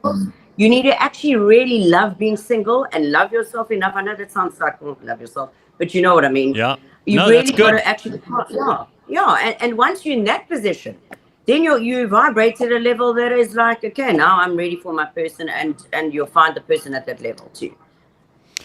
That's how it works, honestly. Sorry, Sacha, I've got a question on that. I know a lot of your work is obviously very confidential, but you mentioned high levels of packages. So I know that I think a lot of people use apps and they go to drunk bars because it's cheap and it's easy. This is a service, right? You're accredited. You use some very highfalutin language just now, which means you put a lot of time into this. I'm sure this isn't a cheap service. But what are the different sort of package levels? So access is a major thing that obviously leads to dating. So what's the sort of entry-level package involve, and what is like a higher net roller like Neil kind of involve? I love it with these three skeptical guys. Listen here, when I did study in the States, there is like a set price that they have, like that they recommend you start at. And it is, I said, there's no ways I can do that in South Africa. I have to adjust my prices completely. So let's just put it like this. We don't talk about we don't talk about money over the radio, but let's just put it like this. If you can afford to economy tickets to London or overseas, then you can afford my starting package. If you can afford to business, then you can afford my medium package. And if you can afford to first class, then you can probably afford the two top ones. And actually, even if you can't, in fact, that would be for an entire year of service. So I work for you. I recruit for you. I'm your headhunter. And actually, my men, they say to me, "Gee, Sacha, I was so skeptical like you guys coming in because I just haven't dated in a while. I don't even know where to go. And it's just, it's like trying to find love out in the wild on the apps there. But and going through, you've been such a great process because I know it sounds funny, but I carry my men through this process. Some of them I've actually recommended maybe getting a bit more life coaching, a little bit more help, whatever, if they're not quite ready. So that's why I do the initial chat with my men for free to assess it, because I can't take on anybody that I don't have a connection with, because your first match is your matchmaker. And if you and I get on, likely the chances are I'm going to be able to match you. Okay, so that kind of gives an indication, but I'm like 80% less than the States. I know. I mean, I wasn't looking to talk price. It's just I'm curious as to what the different packages have. So, is it like more of your time? Yeah. So, more of my time, and also just you see, there's certain ladies that have been accustomed to a certain lifestyle. Let's just say, for example, and so they've also earning their lot. They're successful. They've got their businesses or whatever, and they would also like to have somebody that's not a barman. Do you know what I mean? They like someone on the level. For example, when I say, although they don't, it's not necessarily always the case. My top level package gets you international matchmaking, because then I have to pay that matchmaker. So then it costs me a lot. Do you know? So I offer that. It's like certain celebrities I would obviously put in a top package because they're not gonna. But they get the option, if they're in the top package, that they can have access to all of the packages. So if they just want like not a simple girl, but if they want a lovely lady that they really don't mind whether she's, then they've got that option. I have really just one question. Are there any Scandinavian princesses or pole vaulters on your books? That's really just like a... Yeah, there are princesses, believe it or not, but there are pole vaulters. Well, they didn't tell me about that, so I don't know. Well, I mean, I'll be happy maybe to... Maybe they do it at home in their lounge. Who knows? I'll be happy to go with either the pole vaulters or the Scandinavian princesses. If you get me into any of those rooms, I'll be thrilled. The more we talk... Yes. The more we talk, and I'm fascinated about all of this, but I think one of the things bringing out here is that Sacha can actually teach you to be better. Yes. So that to me is like, if I'm not saying I'm going to be a client, but it's like she would have an idea of what women are looking for. She would have an idea of how you can actually just get through things at the beginning. A dating app will give you stock, but it won't give you skills. So I'm thinking this is like you pay obviously a lot more, but you're getting skills and stock, so to speak, to put it in very sort of blunt terms. Oh. Yes, that's true, because I do coaching. I actually do a lot of coaching with my men when they first come on, because they're so nervous, some of them. And so, I take them through the process. I give them dating tips. I talk to them about what's beautiful is that I go into such in-depth interviews with these women. So you get this bio. So you have so much about this lady. And I've even sent clients on dates, and I said to them, listen, just go on the date. And they trust me. And I don't even show them a photo. And they've gone up, and I'll tell you a funny story. The one client too, he said to me, I said, okay, go meet, she's in a turquoise jersey, whatever. And he says, geez, I had to actually Google turquoise, because I had no bloody idea what that was, what color it is. Okay, yeah. That's how sweet. But this is what, so some of them just trust me. And I say, listen, dear, because sometimes a photo doesn't do people justice, and attraction is layered. So, you can't just base it all on physicality. And I think this is where love men, that they are physical, but this is where they've gone wrong in the past. It's just been about the physical. Yeah. And then that one is like, pretty as this pretty does, my dear. Then you've got a pretty girl, but she's going to give you a run for your money. Whatever. She's going to maybe be difficult because all she's ever focused on is her looks, how she looks, and not who she is. Yeah, that's a big trap. I mean, I wouldn't find That's a big trap. I would find it very, very off-putting if a woman was a blue-haired, nose-ringed, Hillary Clinton supporter. but to they're some not people, looking for love; they're looking for anger. no, but for some people, that wouldn't be a major turn-off or a turn-on. They just wouldn't care at all about it. What kinds of things make it harder for you to match somebody, and what sort of qualities do you find are instant, like green lights? This is good. This person doesn't need a lot of coaching. They're in the right place. They've got their life together. Maybe you suddenly think, okay, well, this is off to the races with this one because it's going to be a winner. 100%, and I get those ones when I get that straight away. Just because they seem to have gone to such a place in their life where they've really evolved and they really are confident, they are, secure, they are so open to love and vulnerability again, even though they've been hurt. And those are the kind of ones that it's a full package, you can see. And the other ones that come to me, yes, that obviously sometimes it is sad, but society is often based on looks. But that's what's beautiful about a matchmaker, because if I say, like a girl, shame, she isn't so pretty, but she's got a beautiful personality, she's lovely, no one would ever look at her. No, I'm being serious, it's terrible, but this is society. No one would even look at her on an app. And so I interview these girls, and I'm the one who's like, you've just got to meet this girl. You will absolutely love her. She is unbelievable. So before she wouldn't have been seen, and now I help her be seen. Does that make sense? So sometimes that is trickier because some men are still so physical. They're like, no, I don't want. But I'm on a mission to help as many people as I can, no matter what. Right. I like that. So what's the, give us some examples. You obviously can't mention names, but give us examples of matches that have just worked out beautifully. Yeah, so that one, exactly. Funny enough, you're going to laugh. The most successful matches I've done are ones that the first guy came back to me and said, Sacha, that would have never been my look. But you say you're quite bossy, and you were like, you've got to meet her because I am like a bossy older sister. And then he went and he said, wow. And now then they saw each other and they felt each other's energy in the layering, and they really got on. Now they've been dating for a long time already. Then I've got another one too, same thing. I didn't even show them pictures because I knew that both of them they would have been like, no, not my type or something, because I knew they were very on top. And I said, just go for one date, and if it's horrible, what have you got to lose? Just trust me. And they went, and they now absolutely adore each other. They've taken holidays. They spent the whole of December together.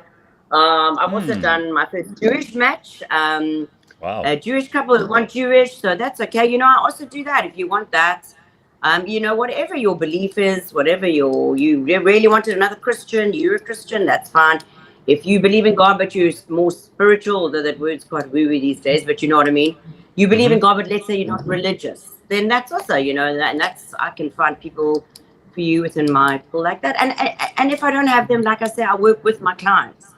You'll see my clients, it's lovely. It's like having a sister that's really got your back. Yeah, listen, I think, you want to say, Neil? So Eugene, I just wanted to, I've got two questions for you, Sacha. So on your service that you're offering, obviously headhunting is quite a big thing now.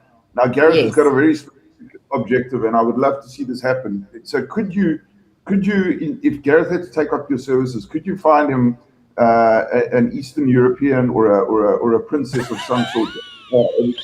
Is that possible? Just wait. Let me ask this first. Are you three all single? Yeah, all of us. You're not allowed to say on air. Yeah, I am. Yeah, I don't have a girlfriend. Well, there we go. So there we go. Get back to Neil's very important question about Eastern Europeans. Yeah. I actually, the thing is, I mix in all circles. Anybody who knows me knows I've got a very eclectic group of friends. So I've actually got a lot of Eastern Europeans that are actually very good friends of mine. They are beautiful. And it's so funny. I have a lot of pretty friends, and it's like that. And people say to me, how come you hang out with all these gorgeous girls? One, I said, because I don't have a jealous bone in my body. Like, a lot of pretty girls actually get isolated by their friends, and a lot of men end up using them. So it's not necessary you think pretty girls have the best and everything's going for them. It's not necessarily like that. They get used a lot for their looks, and women are threatened by them. So I've got a lot of these girls, but they've got substance, because I'm not going to be your friend unless I really love you and you've got heart and you happen to be good looking. It's not your fault you're hot. You know what I mean? Yeah, I agree. God damn it. Yeah, these girls need our help. But Sacha, there's one specific pronoun that Gareth is looking for, and that's princess. So it would be very impressive if you can find him that. And then the other question I have is around your business model. Now, obviously, the dating apps and all of that don't work, and you're positioning yourself in a highly exclusive area, which I think is a very good niche and a much needed service. But there's obviously competition. So you mentioned your prices around, first class tickets, etc. How do you compete against economy class tickets to Latvia? Okay, because not the best option is for us just to take an economy. It's called Buy a Bride, and it's very different. Yeah, that's not what we're talking about. Yeah. So, I know what you mean. But, when I went to London, I went to the International Matchmaking Conference. I met matchmakers from all around the world. What's great about this is that there are such beautiful and incredible matchmakers throughout. So if that is your look, if that is what you're looking for, then I contact them and I say, this is the kind of thing he looks for, but you must have these qualities. You don't just come to me and say, Sacha, I want tall, skinny, brunette. I mean, I just, go to a model agency. I don't know. But if you're looking and you say you want a woman that's got that, but she's also got values and amazing and incredible, then I go through the matchmakers, because those matchmakers filter them properly. There's that too. We belong to an institution, so we get it held accountable for these things, which is amazing. So you've got the best of both worlds, actually. I think this is amazing. All right. So if people want to find out more, where can they go? You said, you equated your prices roughly to economy, first class. No, I like it. Stop talking price. Let's just rather make... It's so vulgar to talk about money. You've got to have the first meeting that's first. Why I'm just trying to give you a semi-idea. I agree, but I did see Gijs here in the comments saying... How much, but... He said, how much for an economy class to Bloemfontein? I'm sure you could offload some. Not for you then. Yeah, I'm sure you could offload some of your old stock on him. All right. Well, where can we find out more? Yes. Okay. So I'm actually doing a function at the end of February, Valentine's month. In Johannesburg, so maybe you can come there too. Right. It's a concept that's been brought in from New York, so it's going to be a very exclusive, fun event. But generally, I'm not. This is just for people to meet naturally. But if you want to get hold of me about the private matchmaking services, then it's Sacha Jack. So it's SAC. Everyone spells my name wrong. It's SACHA JACK. So Sacha Jack, Sacha_Jack on Instagram, just Sacha Jack on Facebook, and on LinkedIn. I actually have a lot of my male clients that I find on LinkedIn. So I'm also on LinkedIn. And that's how you can follow me. And I update my social media a lot with things that are happening and what's going on and different things. So follow me there. All I have to say is good luck with trying to find someone who ticks all the boxes that Neil on that long list of his. And I just want to say, I can't wait to talk to all three of you separately off camera. Sure. I'll give you plenty of material. Don't you worry. Let's see what happens. I do think that this makes a lot of sense. To Ben's point earlier, people spend zero time putting objectives into play when it comes to finding someone they want to spend the rest of their life with, or that they want to have a fun relationship with, or whatever. They spend more time thinking about the grocery list for this weekend. And it's ludicrous. If you consider the things that matter in life, this should be right up there in priorities. A lot of oaks just reckon relatively smart pants and getting hammered at a bar is going to make it work one day. I don't know if that's ever going to be a great formula. All right. Well, luckily for Ben, a sense of humor works as well. All right. Thank you very much, Sacha. Neil, thanks very much. It's been amazing chatting to you all. And thank you, everybody, for joining us this morning. It's been lots of fun. We've been over plenty of territory. And we will be back on Friday next week. Thanks, Ben. Thanks, Leanne. Thanks, Flex.